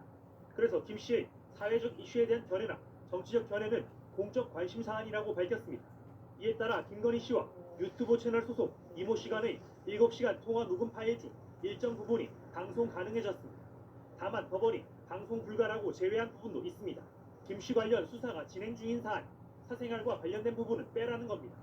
이 씨가 김건희 씨의 동의 없이 사적 대화를 녹음했기 때문에 위법성이 있다는 김건희 씨 측 의견은 받아들여지지 않았습니다. 이것은 분명히 불법적인 녹음이고 헌법이 인정하는 음성권도 침해하는 것입니다. 이에 대해서 전부 소명했습니다. 법원의 결정 과정에서 7시간 통화 녹음 파일에 어떤 취지의 내용이 담겼는지도 일부 알려졌습니다. 김건희 씨는 통화에서 캠프에 제대로 된 사람이 없다며 통화 상대인 이 씨에게 캠프를 지도해달라, 캠프에 자리를 만들어줄 수 있다고 말했습니다. 보수는 돈을 주니 미투가 안 터진다는 취지의 발언도 한 것으로 알려졌습니다. 이 내용들은 법원이 방송 가능하다 허용한 부분입니다. 방송 예정인 MBC 측은 법원의 결정 취지에 따라 예정대로 방송할 계획이라고 밝혔습니다. TBS 뉴스 강민철입니다. 네, 연말정산 간소화 서비스가 오늘부터 시작됐습니다. 다만 간소화 자료 제출 기관이 자료를 추가 제출하거나 수정한 경우 이를 반영한 최종 확정 자료는 20일부터 제공됩니다. 올해는 국세청이 간소화 자료를 회사에 직접 제공하는 일괄 제공 서비스가 시범 도입됨에 따라 일괄 제공 서비스를 신청한 근로자는 19일까지 홈택스 등에서 동의 절차를 완료해야 합니다. 자체 연말정산 프로그램이 없는 회사와 근로자를 위한 편리한 연말정산 서비스는 오늘 18일부터 개통합니다. 진보단체들이 오늘 대규모 집회를 강행할 방침입니다. 전국민주노동조합 총연맹 등으로 구성된 전국민중행동은 오늘 오후 2시 서울 도심에서 사회 공공성 강화와 근로기준법 전면 적용 등을 요구하는 민중 총궐기 집회를 열겠다고 밝혔습니다. 이들은 어제까지 서울역 등 도심권에 집회 신고를 했지만 서울시와 경찰은 코로나19 확산 우려 등의 이유로 모두 금지 통보했습니다. 경찰은 기습 집회 가능성에 대비해서 임시 검문소를 설치하고 집회 참가 목적의 차량들을 차단하고 있습니다. 문재인 대통령이 6박 8일간의 일정으로 아랍에미리트연합, 사우디아라비아, 이집트 등 중동 3개국을 방문하기 위해 오늘 출국합니다. 문 대통령은 내일 아랍에미리트연합 두바이에서 양국 경제인이 참가하는 비즈니스 라운드 테이블에 참석하고 두바이 엑스포 한국의 날 공식 행사에 참여할 예정입니다. 18일과 19일엔 사우디아라비아에 머물면서 무함마드 빈 살만 왕세자와 회담을 갖고 20일과 21일엔 이집트를 공식 방문해 양국의 지속가능 성장 협력 방안 등을 논의할 계획입니다. 오늘은 공기가 한결 부드러워졌습니다. 오늘 큰 추위 걱정 없이 바깥 활동하셔도 좋겠는데요. 하지만 이도 잠시뿐입니다. 내일 오후부터는 다시 찬 공기가 밀려오면서 서울 낮 기온은 영하권에 머물겠습니다. 오늘 흐린 날씨 속에 곳곳에 눈이나 비가 내리겠습니다. 수도권에는 양이 적겠지만 강원 내륙과 산간에는 많게는 5cm의 눈이 내려 쌓이겠습니다. 비나 눈은 내일 아침까지도 약하게 이어지는 곳이 있겠습니다. 한편 동쪽 지역의 대기는 계속해서 메말라가고 있습니다. 동해안과 영남 내륙에는 건조특보가 발효 중입니다. 주말을 맞아 산행시 화재가 발생하지 않도록 각별히 불조심해 주시기 바랍니다. 오늘 전국 하늘은 흐린 가운데 초미세먼지 농도는 수도권과 충청 지역에서 짙게 나타나겠습니다. 낮 기온은 어제보다 2에서 4도가량이 높겠습니다. 서울이 3도, 대전 6도, 대구 7도, 부산은 8도까지 오르겠습니다. 바다의 물결은 동해 먼바다에서 최고 2.5m로 높게 일겠습니다. 다음 주 월요일부터 주 후반까지는 영하 10도 안팎의 추위가 이어지겠습니다. 날씨 정보 전해드렸습니다. 네, 코로나19 통합 뉴스를 마치겠습니다. 고맙습니다.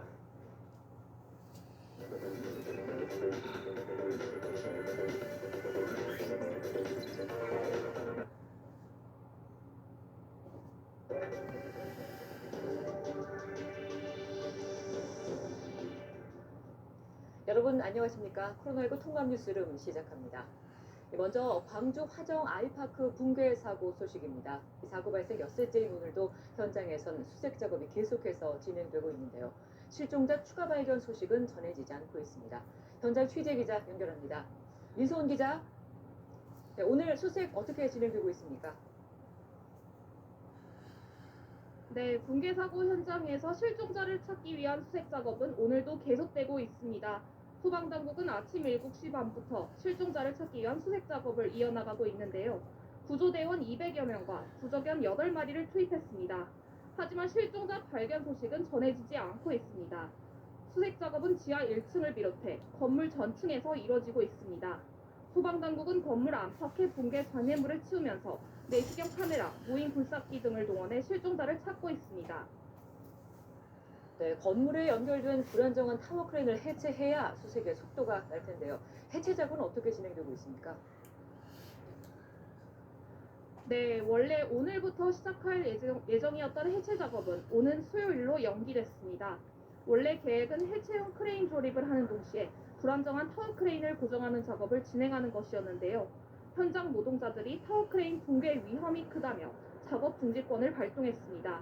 이에 따라 해체 크레인을 이용해 외벽과 타워 크레인을 대형 철사줄로 함께 묶은 뒤 해체 작업을 진행한다는 계획입니다.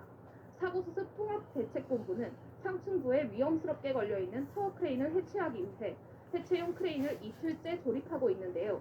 이 해체용 크레인은 시공사인 현대산업개발이 전북 군산에서 들여온 대형 장비입니다.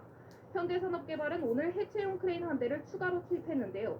조립 작업은 이르면 오늘 중으로 마무리될 것으로 보입니다. 조립 작업이 예정대로 끝나면 내일부터 이틀 동안 철사줄로 불안정한 타워 크레인을 외벽에 고정하는 작업이 진행됩니다. 고정 작업이 끝나면 오는 수요일부터 타워 크레인 해체 작업이 시작돼 금요일쯤엔 마무리될 것으로 예상됩니다.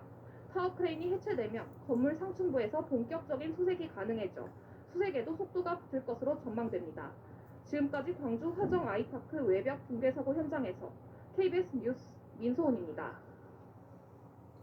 오미크론 변이 확산으로 국내 코로나19 유행 감소세가 주춤해지면서 신규 확진자도 닷새째 4,000명대를 이어갔습니다. 내일부터는 사적 모임 제한 기준이 4명에서 6명으로 완화되는 가운데 방역 패스 적용과 관련한 정부의 새로운 지침이 나올지 주목됩니다. 보도에 정현욱 기자입니다. 오늘 0시 기준 국내 코로나19 신규 확진자는 4,194명. 어제보다는 다소 줄었지만 지난주 일요일보다는 820여 명 늘었습니다. 이번 주 첫 3,000명대 초반이었던 신규 확진자는 수요일 급증한 뒤 닷새째 4,000명대를 유지하고 있습니다. 방역당국은 강화된 거리두기 적용과 3차 접종률 증가로 신규 확진자가 지난달 말부터 뚜렷한 감소세를 보였지만 최근 오미크론 변이 확산으로 다시 증가세로 돌아선 것으로 분석했습니다. 반면 위중증 환자는 612명으로 사흘째 600명대를 유지해 뚜렷한 감소세가 확인됐습니다. 이에 따라 중증병상 가동률도 30%대의 안정적인 수준을 유지하고 있습니다. 한편 내일부터 다음 달 6일까지 3주 동안은 사적 모임 제한 기준이 현행 4인에서 6인으로 완화됩니다. 다만 식당, 카페 등에 대한 영업 제한 시간은 밤 9시로 유지되고 이동량이 많은 설 연휴에는 지난 명절과 마찬가지로 기차와 선박 등에서 한 칸 띄어앉기를 하고 고속도로 휴게소에서는 취식이 금지됩니다. 방역 패스 계도 기간은 오늘로 종료되지만 서울에서만 상점과 마트, 백화점에서의 방역 패스 시행이 중단되는 법원 판단이 나오면서 타시도와 형평성 논란이 일고 있습니다. 이에 대해 방역당국은 법원의 결정 취지와 방역 상황을 종합적으로 검토한 뒤 내일 중앙재난안전대책본부 회의를 거쳐 공식 입장을 밝히겠다고 밝혔습니다. KBS 뉴스 정은욱입니다. 네, 코로나19 새 변이인 오미크론의 전파력이 강해서 확산세가 꺾이지 않고 있습니다. 신민의 의학 전문 기자와 함께 자세한 얘기 나눠보겠습니다. 네, 신 기자, 내일부터 새 사회적 거리두기 지침이 시행되는데 이 오미크론 확산세가 아직 꺾이지 않고 있고 심상치가 않은데 정부가 이 조정된 조치를 시행하는 배경이 바로 이 때문이라고 했죠. 네. 코로나19 유행이 2년 가까이 끝나지 않고 있는 이유가 변이 때문입니다. 코로나19 바이러스는 이제 살아남기 위해서 이렇게 계속해서 변이를 일으키는 건데요.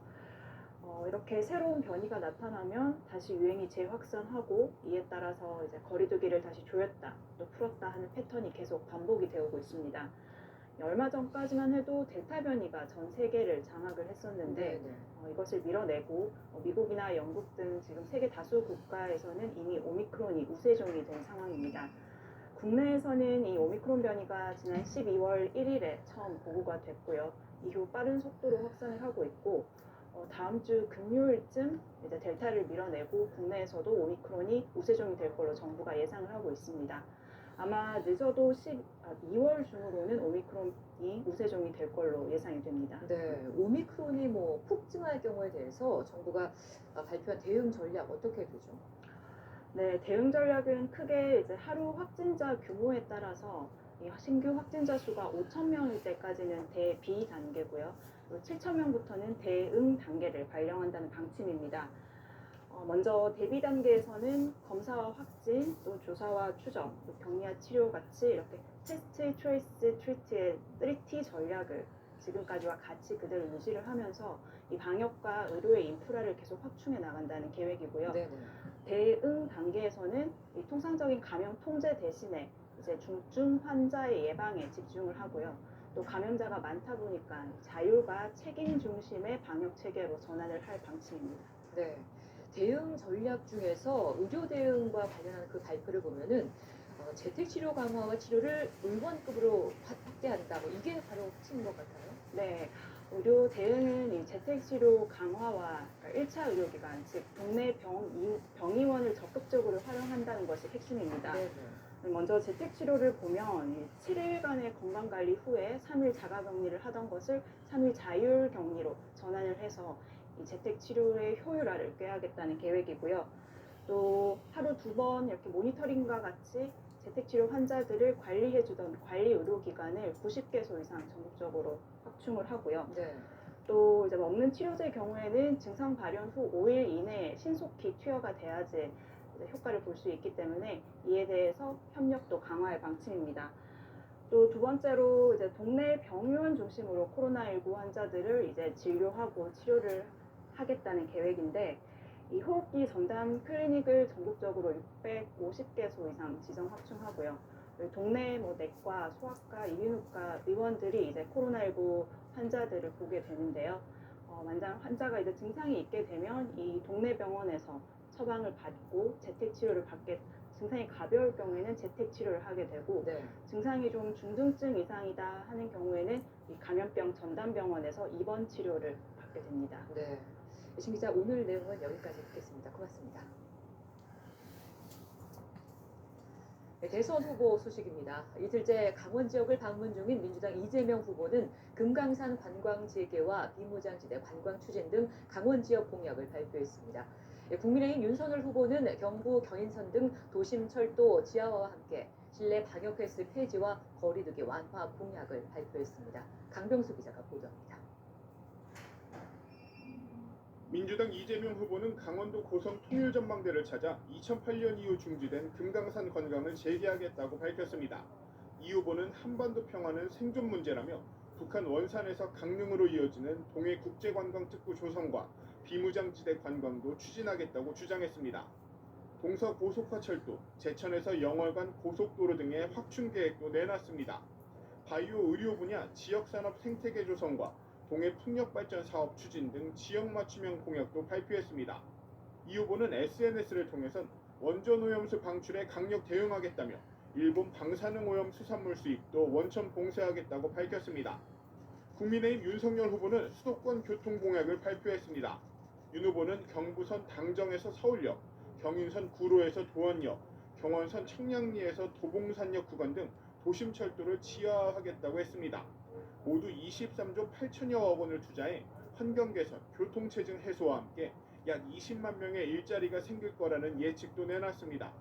윤 후보는 과학적 기준에 따라 코로나19 방역 정책을 실시하겠다고 밝혔습니다. 독서실과 영화관 등 마스크를 항상 쓰고 대화를 하지 않는 실내에서는 방역 패스를 폐지하고 식당이나 카페 등 마스크 착용이 어려운 실내에서는 환기 기준 충족 여부에 따라 거리두기를 완화하겠다고 말했습니다. 지지율 정체의 숙고에 들어갔던 정의당 심상정 후보는 오늘 광주 아파트 붕괴 사고 현장을 비공개로 찾았습니다. 국민의당 안철수 후보는 단일화는 하지 않겠다고 단언하면서도 윤석열 후보와의 단일화 가능성에 대해 안철수로 단일화라는 말이 시중에 떠돌고 있다고 말했습니다. KBS 뉴스 강병수입니다. 남태평양 섬나라 통가 인근에서 발생한 해저 화산 분출의 영향으로 일본에서 5년여 만에 쓰나미, 즉 지진 해일 경보와 주의보가 발령됐습니다. 또 태평양 건너편 캘리포니아 등 미국 서부 해안에서도 쓰나미가 우려돼 해변과 부두가 폐쇄됐습니다. 신강문 기자의 보도입니다. 남태평양 섬나라 통가 인근에서 해저 화산이 분화한 것은 한국 시각으로 어제 오후 1시쯤입니다. 이 때문에 일본에서는 5년여 만에 쓰나미 즉 지진 해일 경보가 발령됐습니다. 일본 기상청은 일본 남서부 일부 섬에 최대 3m 높이의 쓰나미가 올 수 있다며 오늘 새벽 0시 15분 쓰나미 경보를 전격 발령했습니다. 또 일본 홋카이도에서 오키나와까지 태평양에 접한 나머지 연안 지역에도 쓰나미 주의보를 발령했습니다. 현지 보도에 따르면 일본 오키나와와 규슈 사이에 있는 아마미섬 일대에서는 1.2m 높이의 쓰나미가 관측되는 등 곳곳에서 높이 1m 안팎의 쓰나미가 속속 보고되고 있습니다.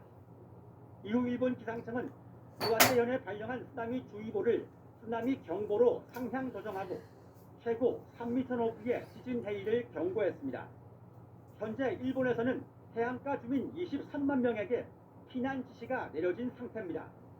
NHK 등 현지 언론들은 일부 지역에서 주민이 피난 중 다치거나 지진 해일로 선박이 뒤집히고 침수되는 등 피해가 접수되고 있다고 보도했습니다.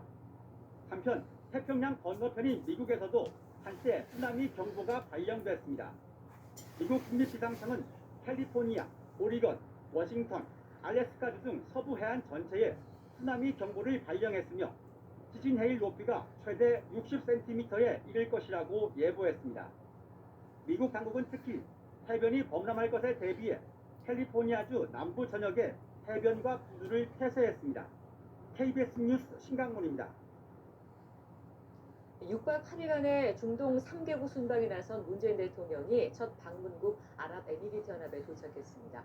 오늘 첫 공식 일정으로 두 나라 사이 수소 협력 방안을 논의한 뒤 두바이 엑스포 한국의 날 공식 행사에 참석합니다.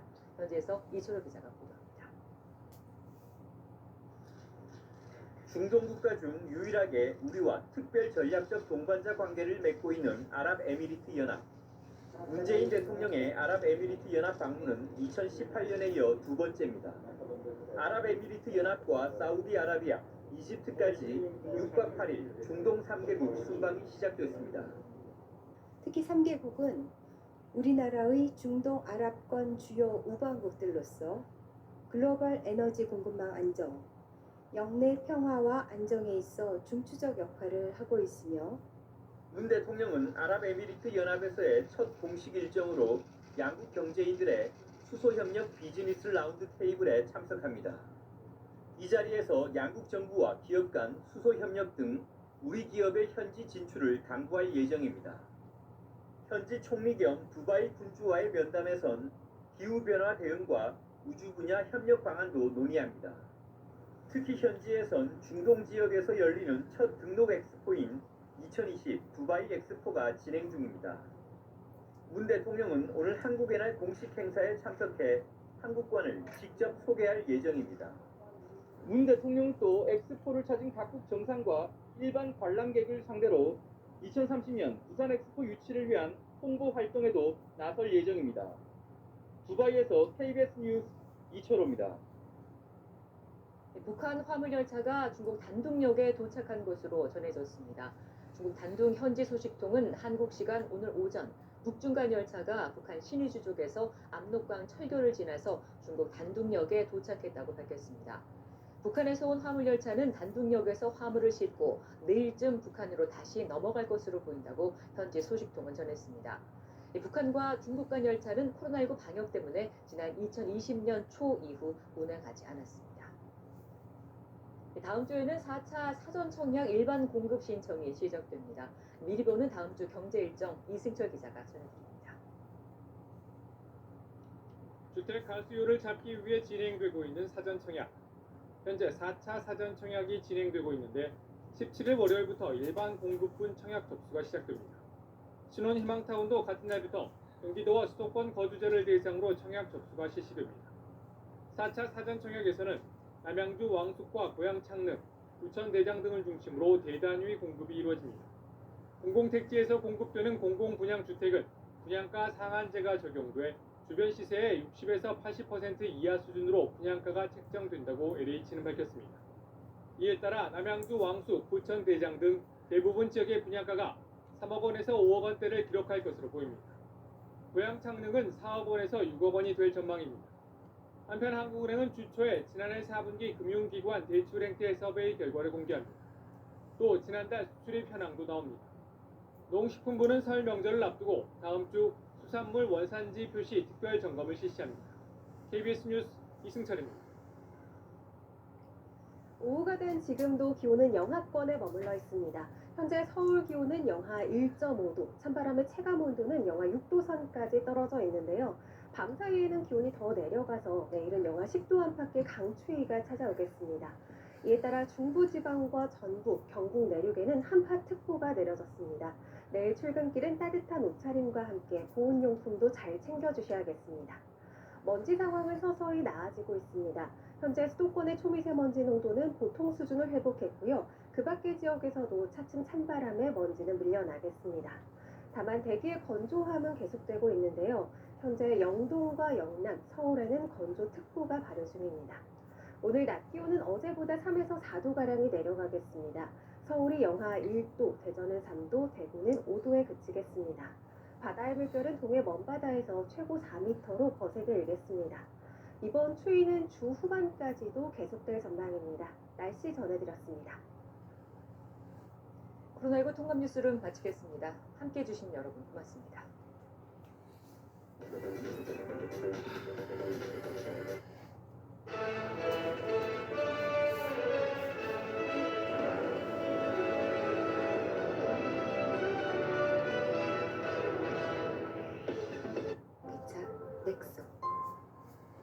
여러분 안녕하십니까. 내일부터 마트, 백화점 갈 땐 방역 패스가 필요합니다. 계도 기간은 오늘로 끝났고 위반하면 과태료가 부과됩니다.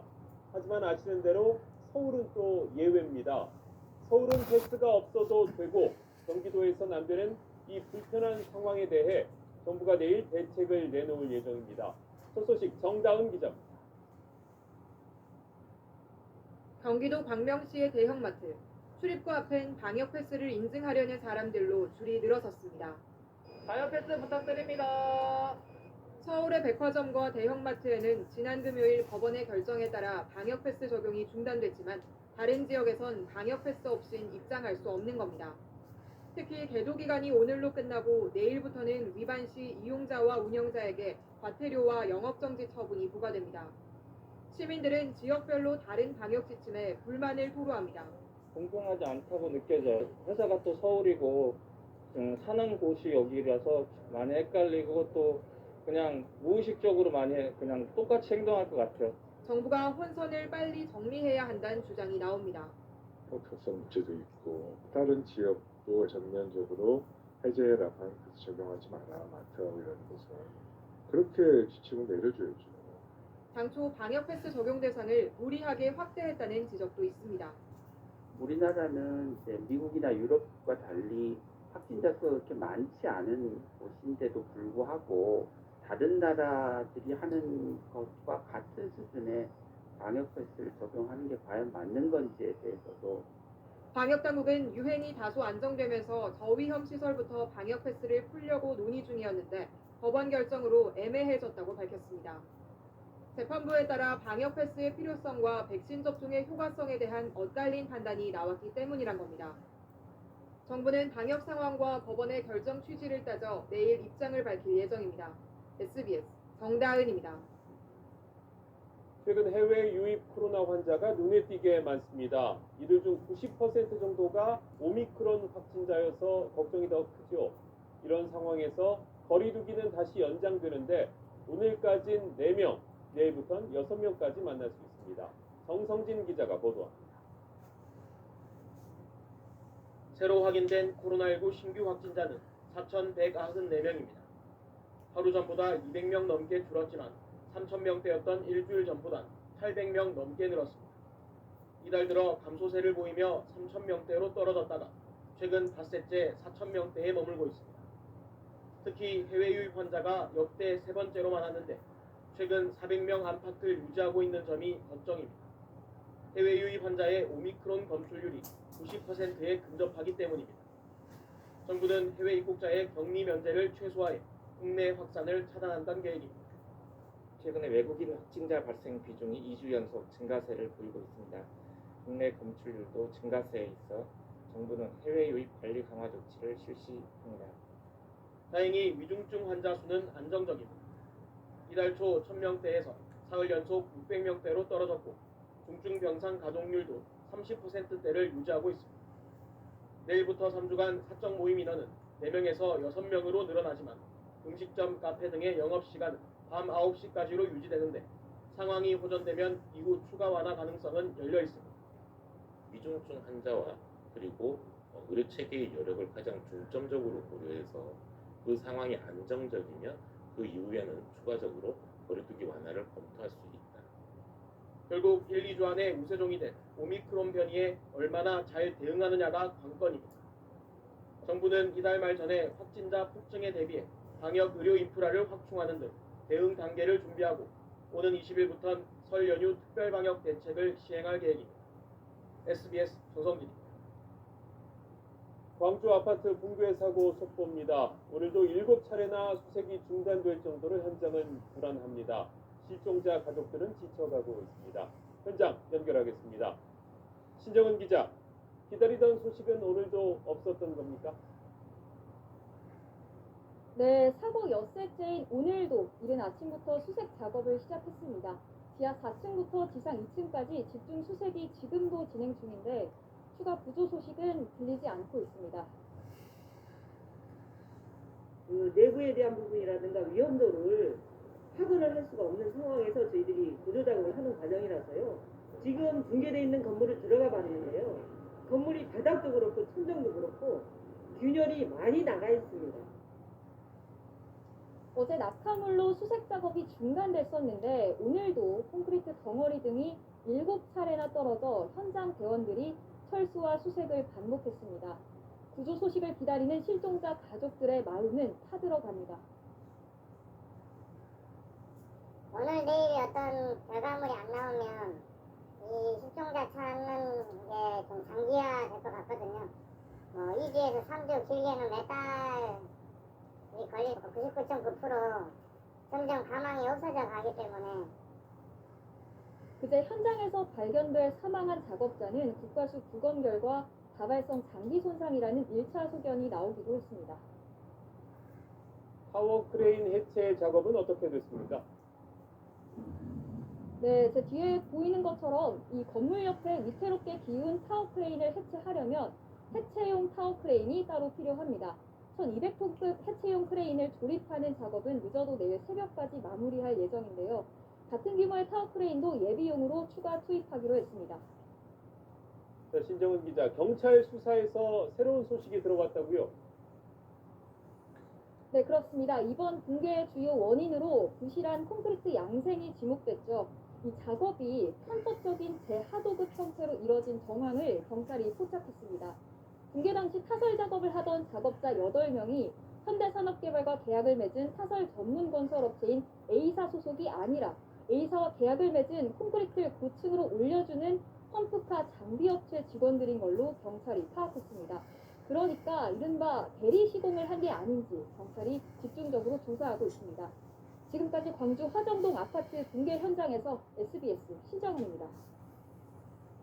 방금 보신 것처럼 수색의 관건은 붕괴 위험이 있는 타워 크레인을 얼마나 신속하고 안전하게 해체하느냐에 달려 있습니다. 하지만 작업 중지권을 발동할 만큼 위험한 작업이어서 시간이 더 길어질 가능성이 큽니다. 박하정 기자.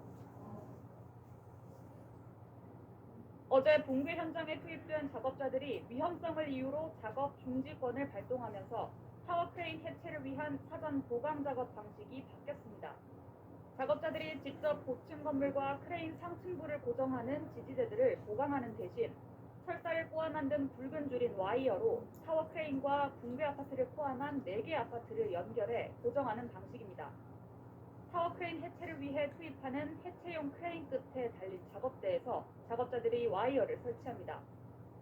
애초 계획한 보강 방법보다 작업자들에겐 안전한 방식이지만 앞으로 얼마나 많은 작업 인원과 장비가 필요할지 정확히 가늠할 수 없는 상황입니다.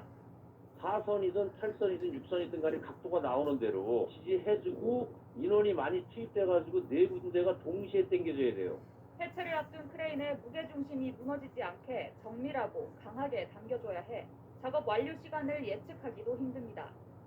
주변의 건물에 의존을 해서 안전장치를 해야 되는데 어느 한쪽만 지나치게 당겨서도 안 되고 무너진 건물 쪽에 와이어 2개를 잡는 그 위치가 선행이 안 되면은 이거는 이틀 3일도 더 걸릴 수 있다고 봅니다. 이 작업이 완료된 후에야 문제의 타워 크레인을 부분 해체해 내리는 작업에 들어가게 됩니다. 기울어진 타워 크레인이 강풍 등 외부 변화에 취약한 데다 기존에 고정된 지지대가 더 떨어져 나가는 등 추가 붕괴 위험까지 있을 경우 작업 일정이 수시로 바뀔 수 있다고 전문가들은 지적합니다. SBS 박정입니다. 대선 소식입니다. 민주당 이재명 대선 후보는 강원도에서 금강산 관광 재개를 약속했습니다. 윤석열 후보를 향해선 국가안보를 정략적으로 이용한다고 공격했습니다. 박민우 기자. 이틀째 강원도에 머문 이재명 민주당 후보는 고성 통일전망대를 찾아 한반도 평화와 번영을 강조했습니다. 2008년 이후 중단된 금강산 관광 재개와 남북 철도, 도로 연결을 약속했습니다. 한반도 평화는 우리 모두의 생존 문제입니다. 2008년 이후에 닫혀버린 금강산 관광의 문을 최대한 빠르게 다시 열겠습니다. 동해와 비무장지대를 국제관광특구로 조성하고 강원도를 디지털과 그린에너지 산업의 중심으로 만들겠다는 지역 공약도 내놨습니다. 이 후보는 단기적으로 직접 통일을 추진하기보다는 평화 공존을 통해 사실상의 통일 상태를 추구하는 게 더 실현 가능하다면서 통일부 명칭도 남북협력부 등으로 바꾸는 걸 고민하고 있다고 말했습니다. 당초 예정에 없던 양양 낙산사에 들러 고 노무현 전 대통령 위패에 참배하기도 했습니다. 이재명 후보는 이곳 강릉 전통시장을 찾아 이렇게 즉석 연설을 진행했는데 오늘도 윤석열 후보와 국민의힘을 겨냥한 날선 발언을 이어갔습니다. 국가 안보를 정략적으로 이용하는 것을 안보 포퓰리즘이라고 합니다. 표 얻겠다고 국민을 기망하는 자들, 그런 사람들이 바로 포퓰리스트입니다. 윤 후보의 대북 선제 타격 발언을 거듭 비판하며 안보와 평화 같은 이슈에 민감한 강원 민심을 파고들겠다는 전략입니다. 이 후보는 윤 후보 배우자 김건희 씨의 통화 내용 방송에 대해선 특별한 입장이 없다며 말을 아꼈습니다. SBS 강민우입니다. 국민의힘 윤석열 대선 후보는 현 정부의 부동산 정책 실패를 부각하며 서울을 공략했습니다. 신규 주택 50만 호 공급과 도심철도 지하화를 약속했습니다. 이어서 최고은 기자. 대선 최대 승부처로 꼽히는 서울 표심을 잡기 위해 윤석열 국민의힘 후보는 주택과 교통 공약을 들고 나왔습니다. 윤 후보는 먼저 현 정부 부동산 정책의 가장 큰 피해자가 서울이라며 수도 서울은 누구나 살고 싶어하는 곳이지만 지난 정권 동안 대한민국에서 가장 살기 힘든 곳이 됐습니다. 대통령이 되면 임기 5년 안에 서울에 신규주택 50만 호를 공급하겠다고 약속했습니다. 지은 지 30년 이상 된 공동주택은 정밀안전진단을 면제하는 등 재건축 재개발 규제 완화로 40만 호를 짓고 청년이나 신혼부부에게는 역세권 첫 집으로 10만 호를 공공 분양하겠다는 겁니다. 택지 공급과 남부 지역 개발을 위해 교통망 지하화도 약속했습니다.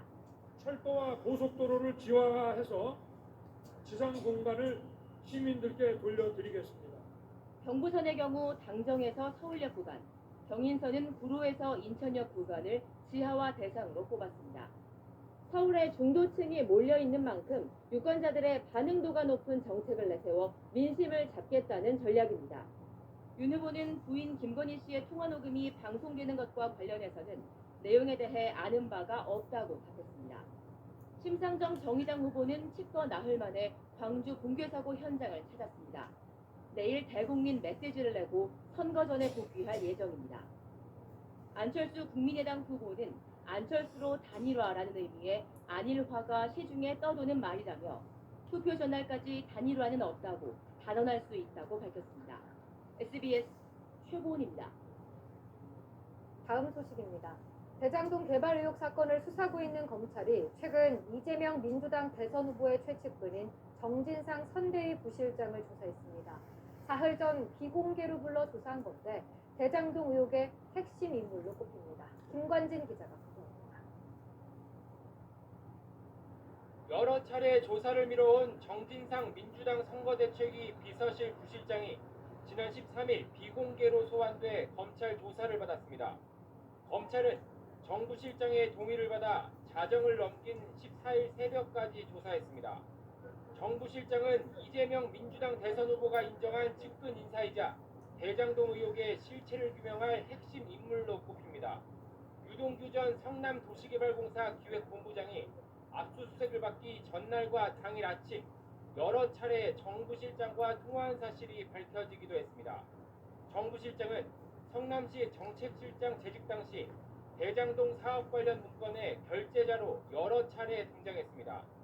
또 황무성 전 성남도시개발공사 사장의 사퇴 압력에 관여했다는 의혹으로 고발됐는데 황 전 사장이 사퇴를 종용받았다며 공개한 2015년 당시 대화 녹음에 정 실장이란 호칭으로 8차례 등장합니다.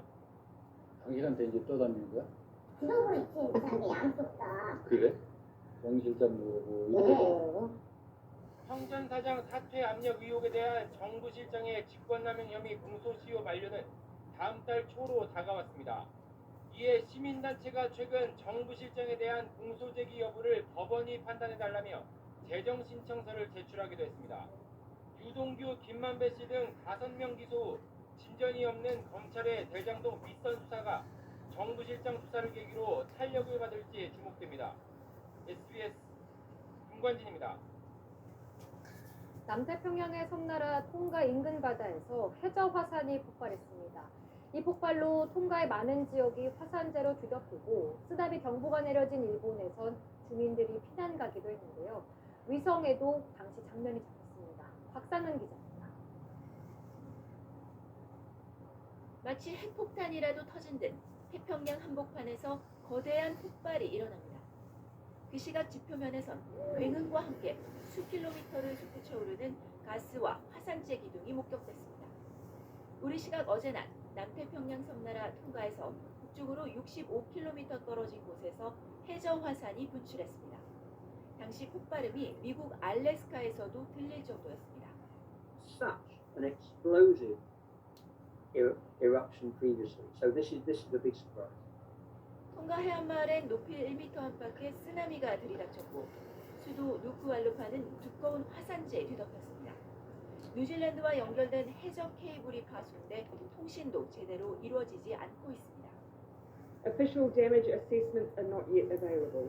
However, our High Commission in Tonga advised the tsunami has had a significant impact. 이 여파로 일본에선 5년여 만에 쓰나미 경보가 발령됐습니다.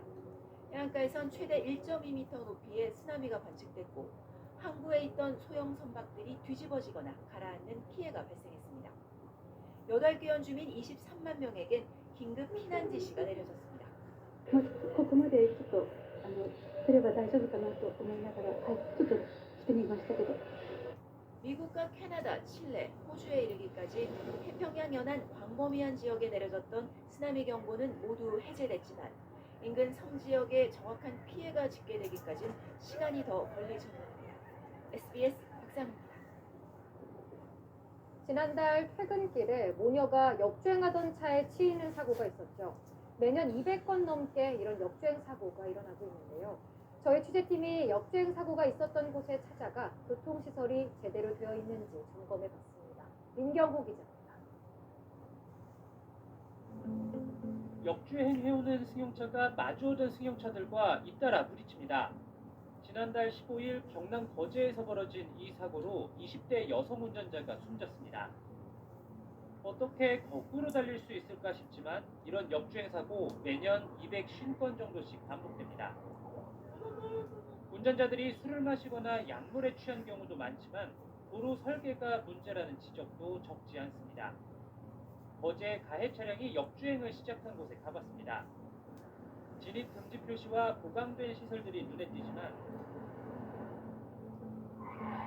사고가 난 뒤에야 부랴부랴 설치한 데다 여전히 충분하진 않은 상황입니다. 여기에 조금이라도 공간이 자꾸 떨어져 있으면은 이쪽으로 좌회전해도 된다는 것처럼 생각을. 이번엔 진입도로와 진출도로가 나란히 있어 역주행 위험이 높단 부산 금정화에시도 가봤습니다. 계속 지적을 받아온 곳이지만 유도선과 표지판 등을 제외하면 특별한 역주행 방지 시설은 없습니다. 밤에 비까지 내리니까 이렇게 거의 안 보이다시피 하는 상황인데 조명을 비추면 그나마 좀 보이거든요. 교통량이 적어 들어오는 차, 나가는 차가 따로 길을 쓰지 않아도 문제 없다는 게 한국도로공사 설명입니다. 교통량이 적은 구간이어서 교통량과 현지 여권 접속도 성격 등을 고려해서 교통 시뮬레이션 결과로 결정하거든요. 한정된 예산으로 사고 난 곳 찾아다니며 도로 환경 개선에 골머리하는 게 아니라 처음부터 역주행을 막기 위해 치밀하게 설계해야 합니다. SBS 민경호입니다. 코로나19로 2년간 국경을 봉쇄했던 북한이 중국 단둥으로 화물 열차를 보냈습니다. 열차는 의약품과 생필품 같은 긴급 물자를 싣고 내일 북한으로 돌아갈 걸로 알려졌는데 북중 무역이 다시 시작되는 건지 주목됩니다. 단둥 현지에서 송욱 차원입니다. 북한 신의주와 중국 단둥을 잇는 압록강 철교일을 열차가 천천히 이동합니다. 현지 시간 오늘 오전 9시 약 20량의 화물칸을 단 열차 한 편이 신의주에서 단둥으로 넘어왔습니다. 조선의 첫 차가 들어오고 있습니다. 현지 시간은 9시 10분. 화물 열차는 단둥역에 정차해 소독 작업을 벌였습니다. SBS 취재진이 촬영한 열차엔 소독약품 자국이 선명하게 보입니다. 열차는 의약품과 생필품 등 긴급 물자를 싣고 내일 북한으로 돌아갈 것으로 알려졌습니다. 개인의 물품이 아니라 북한에서 이제 지정된 이제 필요한 긴급 물품 이런 것들을 이제 단동에 들어왔습니다. 정리도 인사도 이런 것입니다. 북한은 코로나 유입을 막기 위해 지난 2020년 1월 국경을 봉쇄했고 몇 달 뒤엔 육로 무역도 완전 중단했습니다. 북한과 중국은 지난해 상반기부터 운행 재개를 준비했지만 중국 코로나 상황과 북한 내 방역시설 준비 문제 등으로 무산됐습니다. 이후 양측은 지난해 말 운행 재개를 위한 구체적인 협의를 마친 것으로 전해졌습니다. 이번 화물열차 운행이 본격적인 무역 재개로 이어질지는 아직 불분명한 상황입니다. 최근 단둥과 가까운 다롄에서도 오미크론 변이 감염이 일어난 상황에서 북한이 화물 운송에 나선다는 것은 그만큼 북한 내 물자 상황이 좋지 않다는 것을 보여준다는 분석도 나오고 있습니다. 단둥에서 SBS 송욱입니다. 최근 수입차, 국산차 모두 새로운 전기차 모델을 선보이고 있습니다. 충전 시설은 5년 동안 30배 이상 늘었습니다. 하지만 지역별 격차가 커서 일부 지역에선 충전 불편이 해소되지 않고 있습니다. 이혜미 기자가 보도합니다. 지난해 한국 진출을 선언한 스웨덴의 전기차 브랜드 폴스타. 오는 18일 폴스타2를 정식 출시하며 국내 시장에 본격 진출합니다. 2030년 100% 전기차 생산을 선언한 볼보도 새 모델을 공개한다고 밝혔고 독일의 벤츠, BMW, 아우디 역시 한국 시장 공략에 나섭니다. 국내 업체도 준비를 서두르고 있습니다. 상반기에 기아차가 신형 니로 EV를 선보이고 현대차는 두 번째 전기차 모델 아이오닉 6와 GV70 전동화 모델을 출시할 계획입니다. 폭발적으로 늘어난 전기차와 함께 필수 설비인 충전시설 역시 5년 새 35배나 늘었습니다. 하지만 지역별로 들여다보면 사정이 달라집니다. 급속 충전기 한 대당 전기차 대수는 서울과 인천 약 24대, 부산은 30대에 육박해 충전 경쟁이 치열한 것으로 나타났고 충전소 보급도 자치구별로 큰 차이를 보였습니다. 2, 30분은 기다리는 것 같아요. 많이 불편하죠, 사실. 없는 데도 있고 있는 데 있으면 또 하나 딱 달랑이고. 충전소를 한꺼번에 늘릴 수는 없으니 필요한 곳에 더 많은 설치가 필요합니다.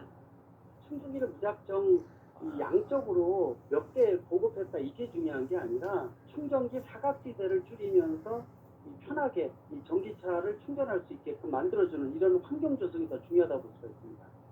정부는 100가구 이상 아파트에 전기차 충전 시설을 의무적으로 설치하도록 하는 등 충전소 설치 기준을 강화할 계획입니다. SBS 이혜미입니다. 중동 순방을 시작한 문재인 대통령이 아랍에미리트에서 수소 협력 방안을 논의했습니다. 청정 수소를 사오고 수소 관련 기술은 수출하는 방식입니다. 두바이에서 권난 기자입니다.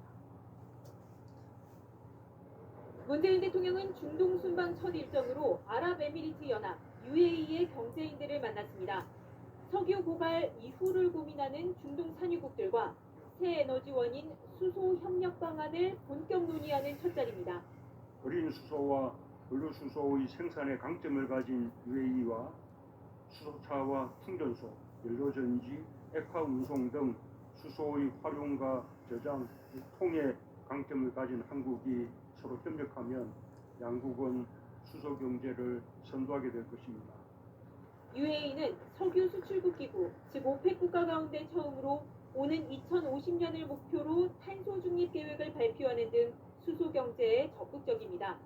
특히 UAE는 이산화탄소 배출이 적은 청정 수소 생산 기술을 보유하고 있고 한국 기업들은 수소차, 수소 충전소, 연료전지 등 수소 활용에 강점이 있습니다.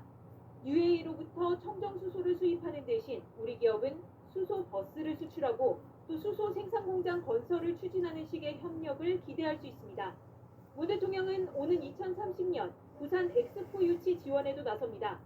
우리 시간으로 오늘 밤 두바이 엑스포 한국의 날 행사와 K-팝 콘서트에 잇따라 참석해서 국제 박람회 기구 관계자들과 회원국 정상들에게 엑스포 부산 개최 의의 등을 직접 설명하고 지지를 이끌어내겠다는 계획입니다.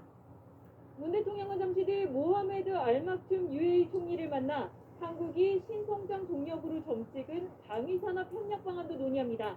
두바이에서 SBS 권란입니다. 베이징 동계올림픽이 20일도 채 남지 않은 상황에서 베이징에서도 처음으로 오미크론 확진자가 나왔습니다. 중국 당국이 꽁꽁 틀어막았는데도 우려했던 일이 일어난 건데 감염 경로를 알 수 없어 더 퍼졌을 가능성도 커지고 있습니다. 베이징에서 김지성 특파원입니다. 베이징시 하이덴구 건물에 바리케이드와 통제선이 설치됐습니다. 아파트 입구도 봉쇄됐고 아침부터 PCR 검사를 받으려는 시민들의 행렬이 이어졌습니다. 베이징에서 첫 오미크론 변이 감염자가 발생했기 때문입니다. 중국 당국은 베이징 동계올림픽을 앞두고 다른 지역 주민의 베이징 진입을 막는 등 베이징 사수에 총력을 기울여 왔지만 결국 방역에 구멍이 뚫린 겁니다. 新增一例本地新冠肺炎确诊病例，给我们防控工作又敲响警钟。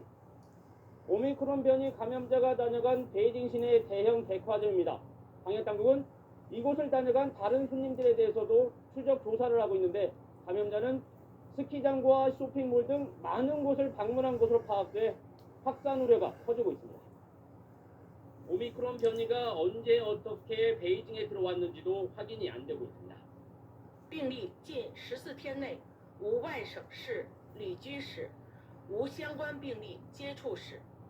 앞서 광둥성에서도 환자가 나오면서 중국 본토에서 오미크론 지역 감염이 발생한 곳은 5곳으로 늘었습니다.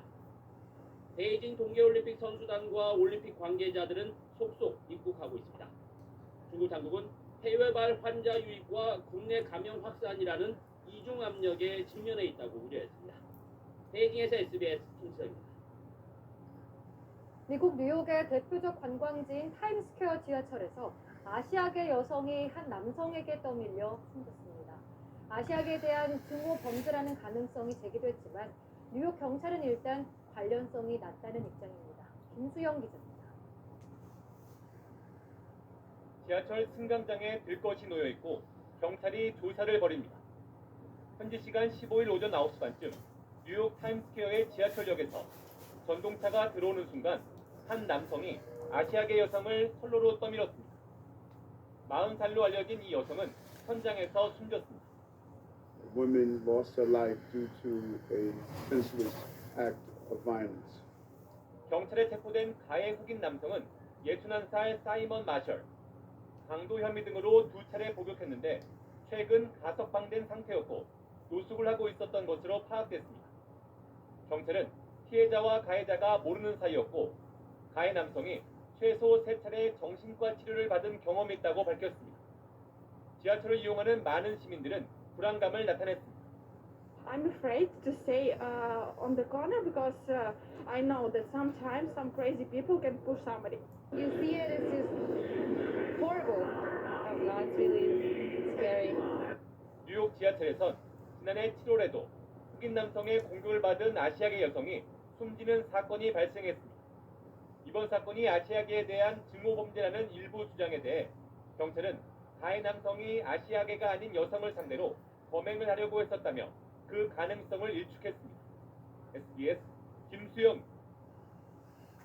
직원이 아이를 봐야 하거나 아픈 가족을 돌봐야 할 때 근로시간을 줄여주는 제도가 올해부터는 모든 회사에 적용됩니다.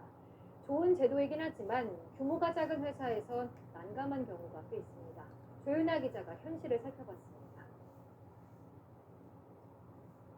가족 돌봄 시간 단축 제도는 어린아이나 아픈 가족을 돌봐야 할 때, 본인이 공부를 해야 될 때 쓸 수 있습니다. 사업장에서 6개월 이상 일했다면 일주일에 최소 15시간만 일하겠다고 요구할 수 있고, 사업주도 일부 예외를 빼면 반드시 받아들여야 합니다. 올해부턴 1인 이상 사업장으로 확대됐습니다. 맞벌이를 하는데 아침에 전쟁터였던 집안을 정리하고 빨리 재우기 바빴다면 아이랑 좀 놀아줄 수 있는 시간이 있겠죠. 영세 사업주들도 취지는 공감합니다. 하지만 직원 대신 일할 사람을 찾는 것부터가 난관이라고 말합니다. 그 사람을 잠시 아르바이트로 2시간을 한다? 중소기업, 제조업, 뿌리기업, 소부장기업, 이 제조업은 그야말로 기술이 기반인데 그런 분들이 그런 일을 대체할 수가 없지 않습니까?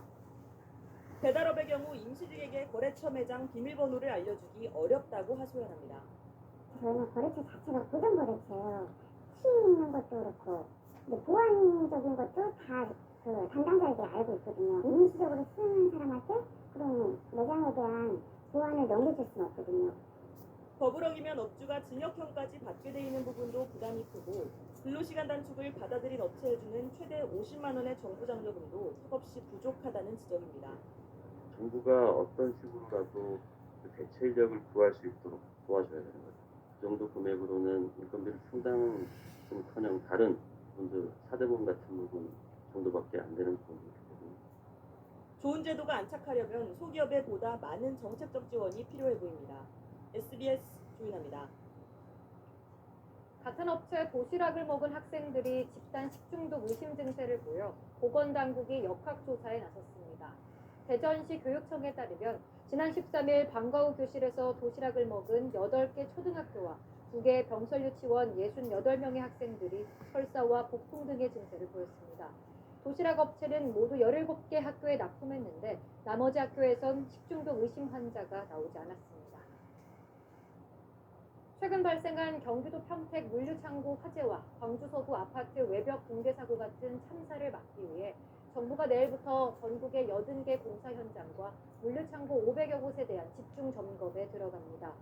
이번 점검에는 국토부와 고용노동부, 지방국토청과 소방청 등이 참여해 화재 대비와 안전관리 상황 등을 종합적으로 살펴보고 위법 행위가 드러나면 법에 따라 엄중 조치할 방침입니다.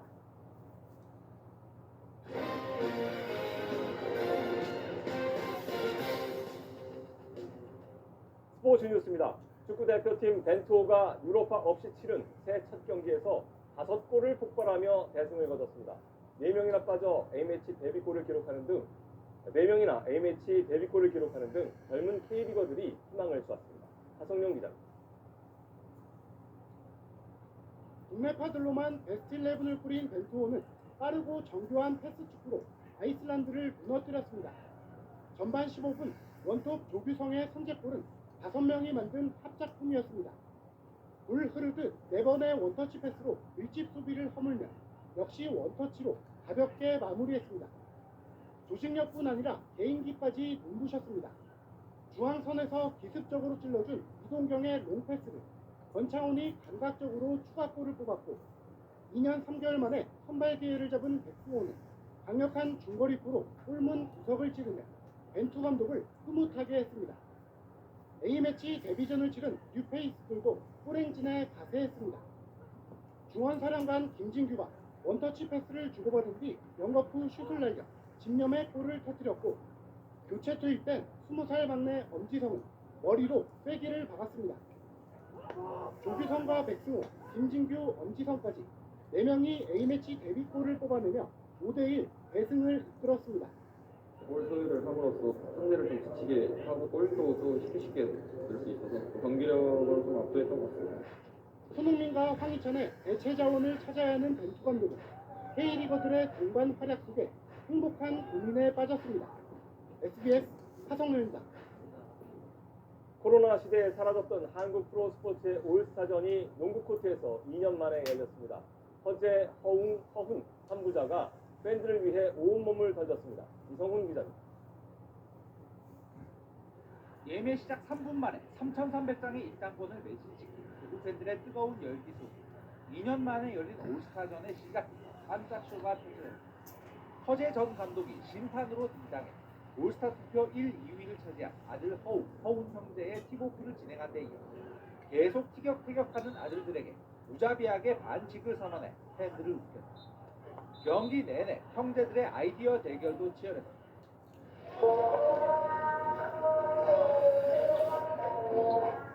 드라마를 통해 유명해진 무궁화꽃이 피었습니다 게임을 다른 선수들이 멈춘 틈에 허웅이 혼자 달려 득점을 올리자 허훈은 덩크 콘테스트에서 기발한 헤딩 패스로 팀 동료 마이어스의 덩크를 도왔습니다. 두 형제와 올스타 선수들은 휴식기 동안 호흡을 맞춘 8분 이후 대결까지 펼쳐 코트를 뜨겁게 달렸습니다. 4쿼터 막판 결정적인 3점 슛을 포함해 승관점을 올린 허훈이 MVP까지 수상했습니다. 너무 행복했었습니다. 저희가 더 책임감 있는 모습으로 재미난 경기로 찾아뵐 테니까 팬분들도 더 많이 사랑해주세요. KT 신인 하윤기는 헐크 분장을 하고 화끈한 덩크쇼를 펼쳐 최고의 토종 덩커에 성공했습니다. SBS 기자입니다. 코로나 백신 접종을 거부한 남자 테니스 세계 1위 조코비치의 호주 오픈 출전이 개막을 하루 앞두고 결국 무산됐습니다. 호주 연방법원은 호주 정부의 입국 비자 취소 결정을 번복해달라는 조코비치 측의 요청을 만장일치로 기각했습니다. 이에 따라 조코비치는 잠시 후 호주를 떠나는데 별도의 조치가 없는 한 향후 3년간 호주에 입국할 수 없습니다. 조코비치는 성명을 통해 실망스럽지만 법원의 결정을 존중하고 출국 절차에 협조하겠다고 밝혔습니다. 이로써 내일 개막하는 호주 오픈에서 4년 연속이자 대회 통산 10번째, 메이저 대회 통산 21번째 최다 우승 기록에 도전하려던 조코비치의 꿈은 물거품이 됐습니다. 러시아의 16살 피겨 천재 발리에바가 유럽 선수권에서 실수를 하고도 가볍게 정상에 올라 베이징 올림픽 우승 전망을 밝혔습니다. 쇼트에서 세계 신기록을 작성했던 발리에바 선수, 프리에서는 조금 흔들렸습니다. 트리플 악셀을 뛰다 엉덩방아를 찧었고 4회전 연속 점프도 중간 연결 동작을 제대로 수행하지 못하는 보기 드문 실수가 나왔습니다. 나머지 두 차례 4회전 점프는 완벽하게 뛰었습니다. 프리에서는 자신의 세계 기록에 못 미쳤지만 2위를 21.64점 차로 제치고 우승했습니다. 시니어 데뷔 후 첫 시즌에 세계 기록을 8번이나 작성하며 출전한 모든 대회에서 우승한 발리에바는 이제 베이징 올림픽 금메달을 노립니다. 한국 남자 골프의 대세 김주형 선수가 아시안 투어 싱가포르 대회에서 연장 첫 홀 극적인 버디로 태국 선수를 꺾고 우승을 차지했습니다.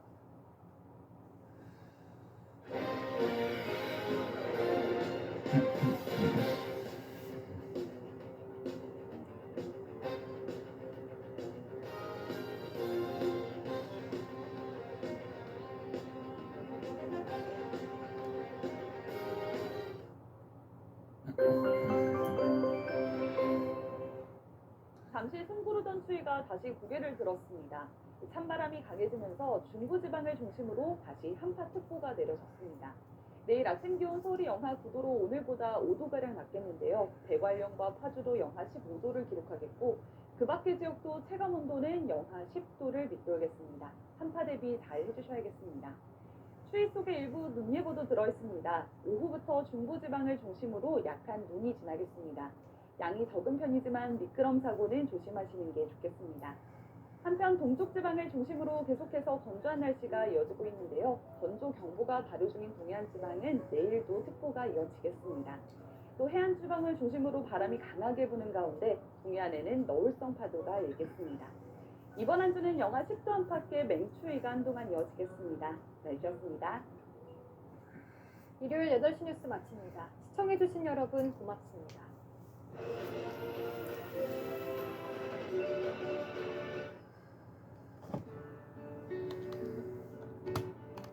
올 한 해 우리 모두 건강하게 매일매일 가족들과 함께하세요.